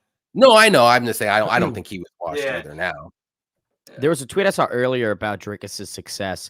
Against Rob, against Sean, other middleweights, that he takes risks that a lot of UFC fighters don't. He commits to strikes that people either pull back from or they'll wait a little bit on. Like, there's just no hesitation with Dricus. You look at the Marvin fight, Whitaker clocked the distance so quickly, and then from that point forward, Marvin couldn't touch him. Dricus just commits to a different game plan. So it's like, I don't think that we could call Whitaker washed. I think that he's just maybe didn't expect Dricus to be as taking so many risks, right? Mm-hmm. So yeah, I agree. Whitaker washed, that's a dumb narrative. He's 33. I know his career extends back to 2009, so he's been a pro for a very long time. So if you want to argue tread on the tires, sure, but I wouldn't say he's washed. And like I said, with the only like little thing in the back of my head is, yeah, he's been around for a while. He's been rocked here and there. He's been dropped a few times. He's been KO just recently. So it's like, is this gonna catch up? I just don't know. I don't think so, but I don't want to lay 250 on it to find out. Let's put it that way. And he wasn't really KO. He just couldn't recover. Like Drinkus is a freaking animal, man. He got hurt. What really Just finished got him? swarmed. He got hurt and then took a sick body shot, dude. That's Yeah, really that what was body shot fun. was Like he was just up nuts. against the cage getting worked, but yeah, Drinkus, We'll find out. Drinkus would give Paulo Costa the business too. I think. Oh, he put a beating You know. on him. All right, guys. Main event. This is gonna be a good one. Let's see if I'm on an island. Cody D started off for us. Volkanovski versus Topuria. Oh man, all right. Y'all must have forgot. I'm gonna lead off with that. Oh guys, he lost on 10 days notice up a weight class to literally the pound for pound #1 fighter in the world right now. He's washed. Like, don't get me wrong, man. I've made a lot of money betting on Topuria. Go look at my tweets. Go search them up. I've made a lot of money betting on Topuria. But he's got nasty, on paper, I get it. He's got nasty boxing. He's got a power advantage. He's probably got a jiu-jitsu advantage. The wrestling could be close. People are like, oh, he's a way better wrestler. You talking about against the guy who took Islam down and literally big brothered Islam and the grappling in both fights, if you're going to be honest. And the grappling exchanges, even in the second fight, he was like, yeah, get off me, little bro. And in the first fight, he literally body locked Islam up against the cage and then like threw him to the ground at one point. Where Volk has he's disgustingly strong for his size. So I get it. On paper, Topuria has some advantages, man. And again, I get it. Also, the age, the wear and tear. Like Volk's been around. Topuria's fresh. Momentum is a thing in combat sports. Confidence and momentum is a thing. But I gotta say, man, like, is he as confident or is he selling fights? Because every exchange he's gotten in front of Volk, it's like, haha, oh, I'm wearing the belt. Like, you're the man. Like, he slapped him, you're the man. And then when they went together, oh, I respect you.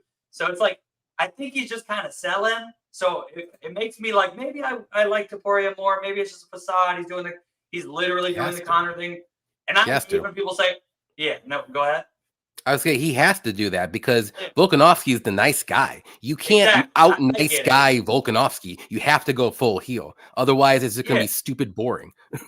I get that. So it's like, now I do think funny though. Chill with the Connor lines. You're taking the bell, red panty. I'm the money fight. Like, dude, you gotta come up with your own lines. And then you see him. He looked nervous as hell in those press conferences. He's like stuttering. Like, I get English isn't his first language, but it's like, I don't know, man. I think you're playing a character too much. And Volk ain't the one, bro. Like, Volk, like, I get he's coming off a loss. But I put Topuria in there with Islam. Let's see what happens. I think that people want to do that too much. Volk is 35. I get it. And the stupid stat, everybody's seen it 500 times. I get it. But we're talking about a cage fight. And Volk, first of all, this is a 5-round fight. This ain't 3 rounds, man. I've seen, it's one thing to go 5 against Josh when you're putting a beating on him the whole time. Go ahead and see what happens, Josh against Volk, bro. Like, this is such a step up. Volk is on a different level than anybody Topuria's fought.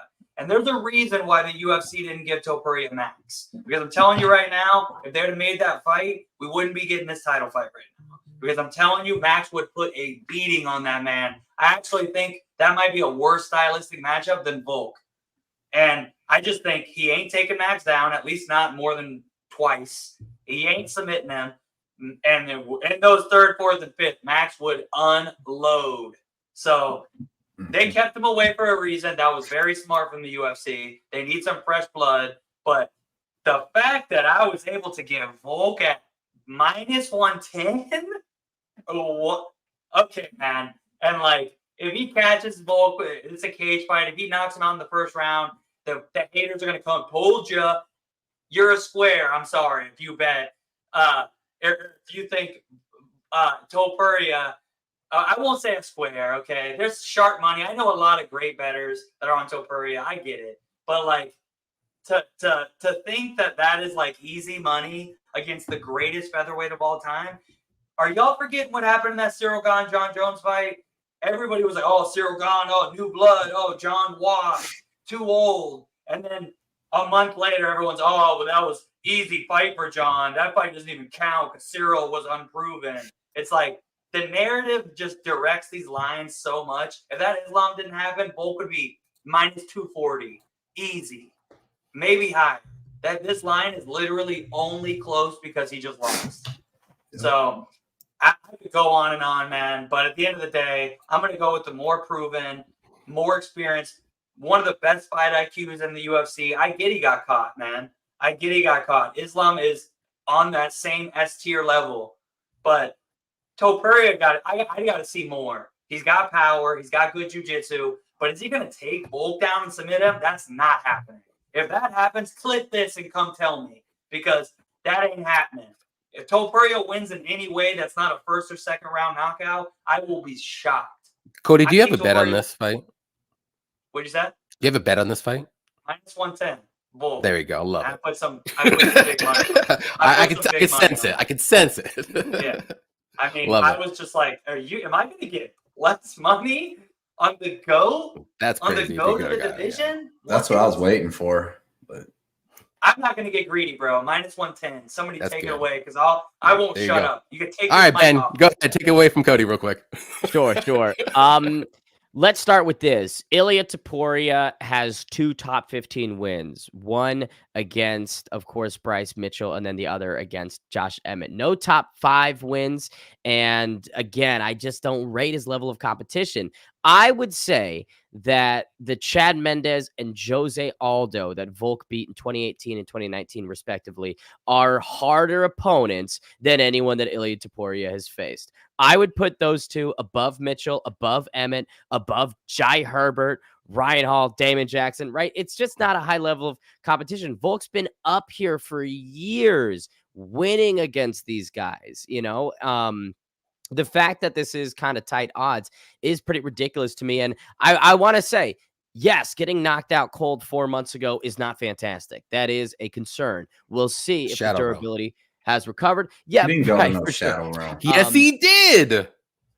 His eyes rolled right Dude, back. Kamaru Cody, don't even start Usman with it. went to the shadow realms. Michael Johnson goes to the shadow realms. I'm going to look this up further. right That's again. different Maybe than I'm a wrong. flash Maybe I'm wrong. knockout. I'll look it up Volk- myself. He had a short-term rental in Shadow Realm. He had a short. Thank you, It Ben. was like Khabib. At least a Short-term little I mean, bit. it was like Connor's Yeah. when he got knocked out of Poirier. It's like 1 second. Sorry, I had to say that real That's quick. a great comparison. It was like the It's like 1 second. Like, yeah, he got caught. But it wasn't like But we never seen it laid out- before. laid But out we've for 3 never minutes. seen that before. That's He true. didn't know Michael what was Johnson. going on. Michael until he got to Johnson has the a hot- condo in the show. He's got a mansion, bro.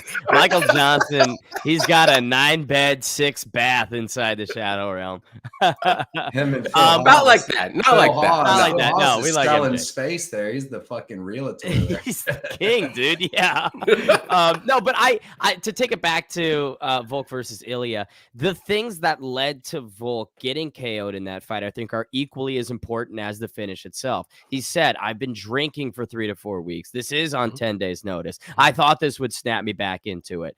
And that's really concerning to hear. But now we exist in a world where 4 months removed from that, I have to imagine it did snap him back into it. And for the last 4 months, he's been living a credibly disciplined lifestyle leading into this title shot. Again, I think this was booked earlier and was pushed back a month as well. So add some more time for Volk to train and recover. So if you're concerned about the damage, if that's the narrative that you have, and that's why you're betting Ilia Topuria, I wouldn't put a lot of faith in it. My bet for this is Volk by TKO. I think it's going to look a lot like the Yair Rodriguez fight where, you know, again, it's a really powerful striker that's got some interesting jiu-jitsu. Not to take anything away from Ilya, but that offensive wrestling of Volk's dangerous. I think that he's going to push a lot more than he's going to be shoved. And yeah, it's in case you forgot, Volk is, I'm not going to say the consensus GOAT. Let's not forget Jose Aldo's 9 title defenses, but boy, it gets harder and harder to deny Volkanovski that status with every defense. Fair enough. man. Do you think this fight goes the distance? I literally just fucking said that my pick's Volk by TKO, you idiot. What do you Are you think? even listening, Johnny? I Fuck, The Johnny, you sixth asked round. fucking Cody Sixth to- round Volk. He's gonna get Sixth him. round. You're gonna give me TKO. odds for a 6th round. Okay, I'm in. 6th round TKO. No, but like, but fucking Volk, T. the Volk by TKO plus 250. I'm like, damn, that's some good value. I think he's the hardest matchup that Ilya's going to face. I think he's going to crumble. Like I said, shades of the Air Rodriguez fight. Fair enough. Now, no, Cody, blood money? Yeah, man. It's like Ilya hasn't earned this. You know what I mean? He hasn't beat anybody to get there. They just want him because he's undefeated, fresh blood. But like, he didn't beat it. I mean, you beat what? How does Josh Emmett? Is he the guy that's like the gatekeeper to the title? He's not. I mean, we've watched Volkanovski beat Max 3 times, right? Max has the best boxing. I mean, Ilya does have fire boxing and a little bit more power, but like, he doesn't have I don't think that he's going to have the takedown defense as Max, because we've seen Bryce Mitchell go out there and take him down and get some control time in the first round. And I don't think he has the cardio, and he might not even have the toughness as Max. You see Max the last time these guys fought, he beat the shit out of Max. Bad, dude. And Max the beast. Max would beat Topuria, in my opinion. I think Max and Topuria fought that Max would be the favorite. He'd probably give him a little bit of that Arnold Allen treatment. But yeah, man, I just think that there's a lot of people that Topuria could have fought. I think that Volk isn't washed. I think Volk just a year and like a month ago was going basically split decision with Islam at 145 or 155. Like, to think that he's washed after a year is crazy. He just turned 35 too. Like, he was 34, just pretty sure a couple months ago. I think he turned 35 in like December or something, right? I'm not tripping. September of last year. So I'm not that old, but yeah, man, I just like Volk here. I think that like because he's got phenomenal boxing and footwork himself, right? So he's never going to be standing there stationary for Ilya to just tee off on. He doesn't really have to worry about power leg kicks or power head kicks from Ilya, and he's not going to have to worry about the grappling. So all he's, to me, going to have to worry about power boxing. So don't stay stationary. When Ilya comes up to fucking throw his combos, hit him with some leg kicks, man. We've seen what he did to Max in the first fight with them leg kicks. Then he can also mix in some grappling. Like, I think he can take down fucking Ilya. They're about the same size and stuff. Yeah, man, I just like Volk here. I think Ilya is going to have to knock him out to win, and I just don't see Ilya knocking him out. He didn't even knock out Josh Emmett.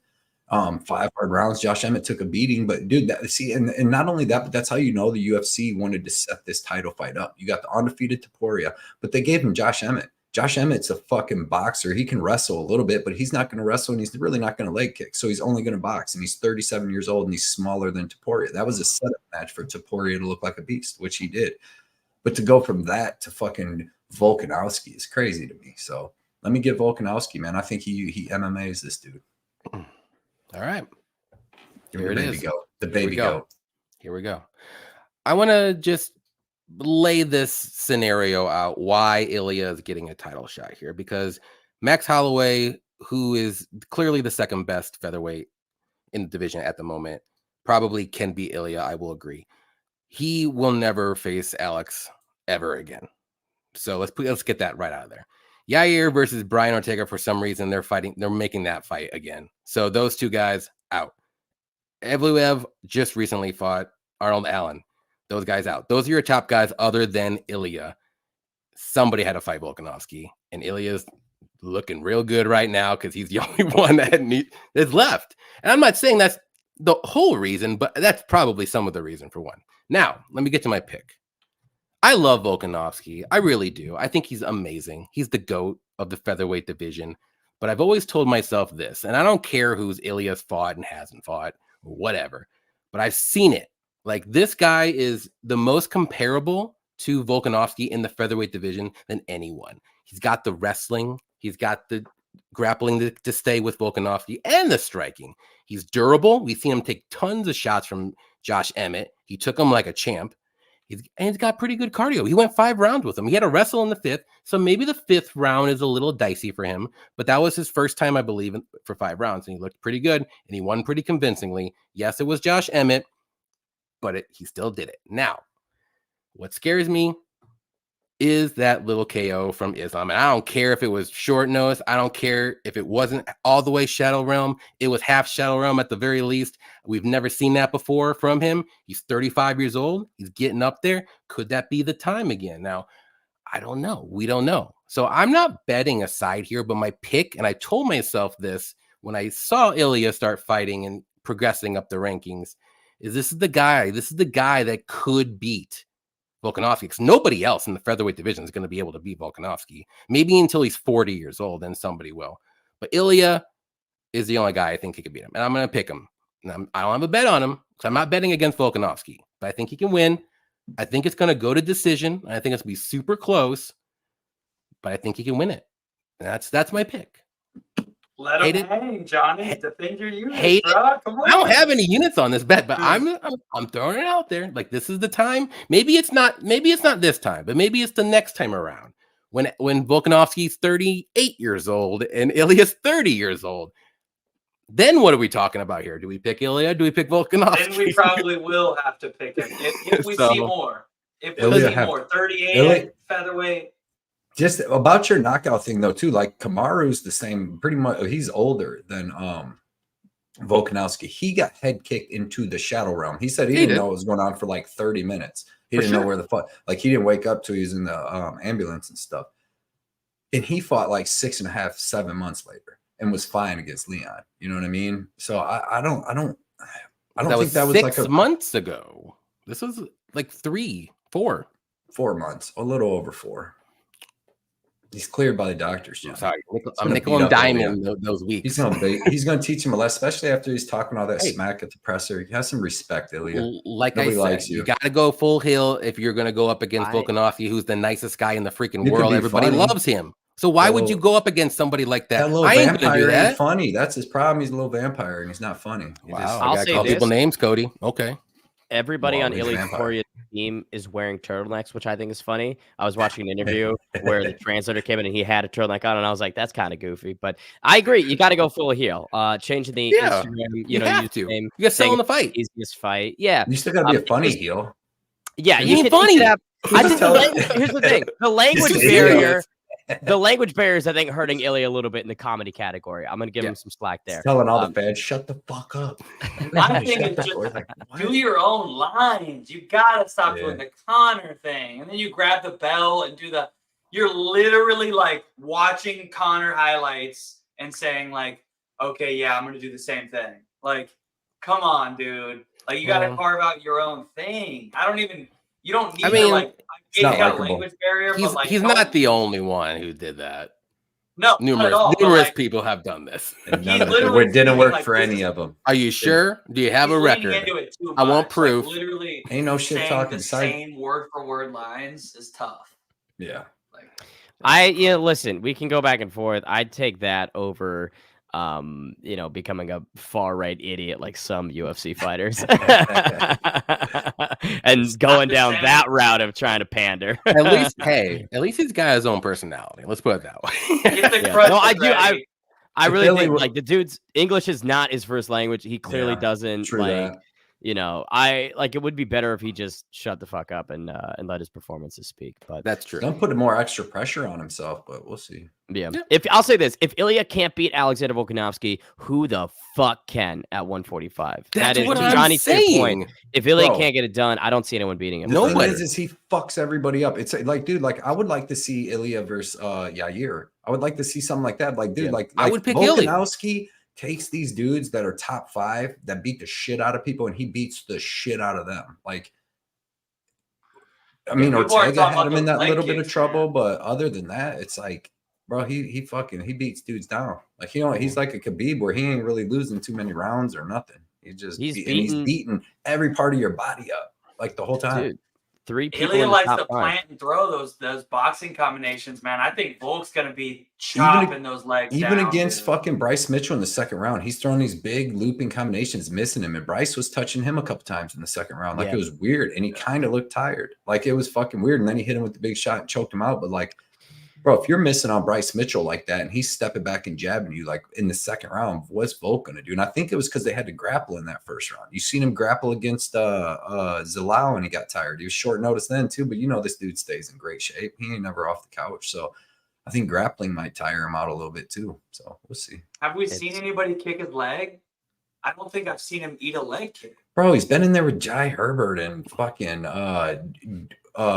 Damon Jackson and Brian Hall, the biggest hitters in the game, man. Nobody's done nothing to him. He's fought Josh Emmett. He did take some big shots there, but he fought a wrestler, then he fought a boxer, but he hasn't fought a well-rounded fighter. He's fought in everybody. One of each, but he hasn't fought somebody who put it all together. Decorated resume. Decorated. Yeah. Now I'll say this, Sean O'Malley is a guy who was outside the top 15, got the shot against Piotr, and then boom, KO's Aljamain, and he doesn't really have that many top 15 wins in his own right either. So, to defend Ilya, devil's advocate a little bit, but I don't know. Like you said, Blood Money, if Bryce Mitchell's landing shots on you, if Josh Emmett is catching you in some combinations, if Jai Herbert's knocking you down, the fuck do you think Volkanovski's going to do? You know what I'm saying? Those are the facts of the case. I'm cool with the title shot, man. I like it. It's fine. I'm cool with the title shot. I think it's fine. Like you said, you pointed out. New blood. Who else? Who else was there? Fucking Mobstar? I don't think so. No way. Yeah. No, and I'm it's fine with the making title everybody shot. love Volk even more. People are like, teach this young buck a lesson. There's always someone. It's always Max. I haven't seen him get his leg kicked. Yeah. Max, Volk's don't kick them legs. Well, after Volkanovski versus Max 3, Max will never get another shot against Volkanovski. Volk's fight IQ and his fucking movement, his boxing, his movement, dude, is crazy. Like, he's not going to be stationary just boxing with this dude. Yeah, if they had a grappling match, I would take Topuria, but it's MMA, and who mixes it up with a higher fight IQ in ground the and UFC? pound? Volk's ground and pound's legendary. That dude's ground and pound sick, dude. What he was doing to Ortega, I don't understand how Cody, I feel like you're personally looking at me when you're talking. No. I fucking am. I'm looking in your soul. I'm trying to help you. I know. I'm like the lady at Walmart. I'm trying to help you, Cody. What did I do to you? No. I'm trying to help Me and you. you typically line up. I do think this fight goes a distance. I will say that. And I have a lot of over bets because I just don't see a finish. So you think Topuria is going to win a fight that goes 25 minutes with him? I think he can. It's going to be close. He's done. I'll say this. If he goes 25 minutes, gonna bust them crutches out because the homie is. What if he lands a good counter and knocks him out, or knocks him down at least? Knocks him down. I think if he wins, he could knock him out too. But I don't think 25 minutes. Get the wheelchair because I want to be limping. I want to add two things. When Ilia Topuria captured the Cage Warriors bantamweight belt, that was 5-5-minute rounds. So he has done it twice, but I agree. It's certainly not in his favor. And Blood Money, to your point, listen, if you are getting deep into Brian Ortega guillotine and you're going 25 minutes with Islam Makhachev and he has your back, what on earth suggests that Ilia Topuria could submit you, right? Volkanovski has been in there out of his butt. Straight up. Yeah. So to the point of his grappling acumen, and I've heard it several times this week, the BJJ of Ilia Topuria, Volk once again has fought better guys, and I would rate Ortega and Islam as jiu-jitsu specialists in MMA over Ilia, and they couldn't sub him. So fair enough. All that being said, it's gonna be a great fight. Have some good points, and this is gonna be a great fight. Does he? I hear you. One point is this: it's gonna be a great fight. Ilia's dangerous as shit. I'm gonna be worried. I'm excited for it. I don't blame it. But I'll tell you what, when that fucking Men at Work, I come from a land down, it comes on, bro, I'm gonna be fucking partying, having a great time. I'm going nuts. I'm New Zealand when that fight comes on, bro. I'm Kiwi or whatever. I'm gonna be friggin'. There you go. And I don't blame anybody getting that early Ilia line at plus 160, and I don't blame anybody getting the minus 110 Volkanovski. Those are two great lines for both guys. Oh wait, yeah, he's Australian. You did your job. But I'm not touching the lines. Yeah. If you're that confident though, man, but I like to go. I love the over 2.5. I'll play that all day. Yep. Love it. Even 3.5. I'll take 3.5 too. Nothing more than that though. It's a little dicey after that. But that is all the fights, guys. We appreciate you all hanging out with us for a little over 2 hours, just talking and complaining and all that good stuff. Coty Dankh, can you tell everybody where we can find you and what you have going on? Yeah, I'm Coty Dankh on anything except Twitter. They banned my freaking account. So what? Just recently? Yeah, no. The long time ago. Okay. So I'm Cody Jitsu on Twitter. I know it's not very creative. Couldn't think of anything. But Coty Dankh on YouTube and all the other stuff. Cody Jitsu on Twitter. I tweet out all my bets. I do the betting breakdowns for everything. But let's get into where Ben's going to be out. When's the next fight, dude? Are you fighting GSP's son next? What's up next? Go, Ben. Me versus Adesanya's son is coming to a ring near you. No, man. Maybe we'll see. I might have something like middle of the year, but obviously the focus is commentary.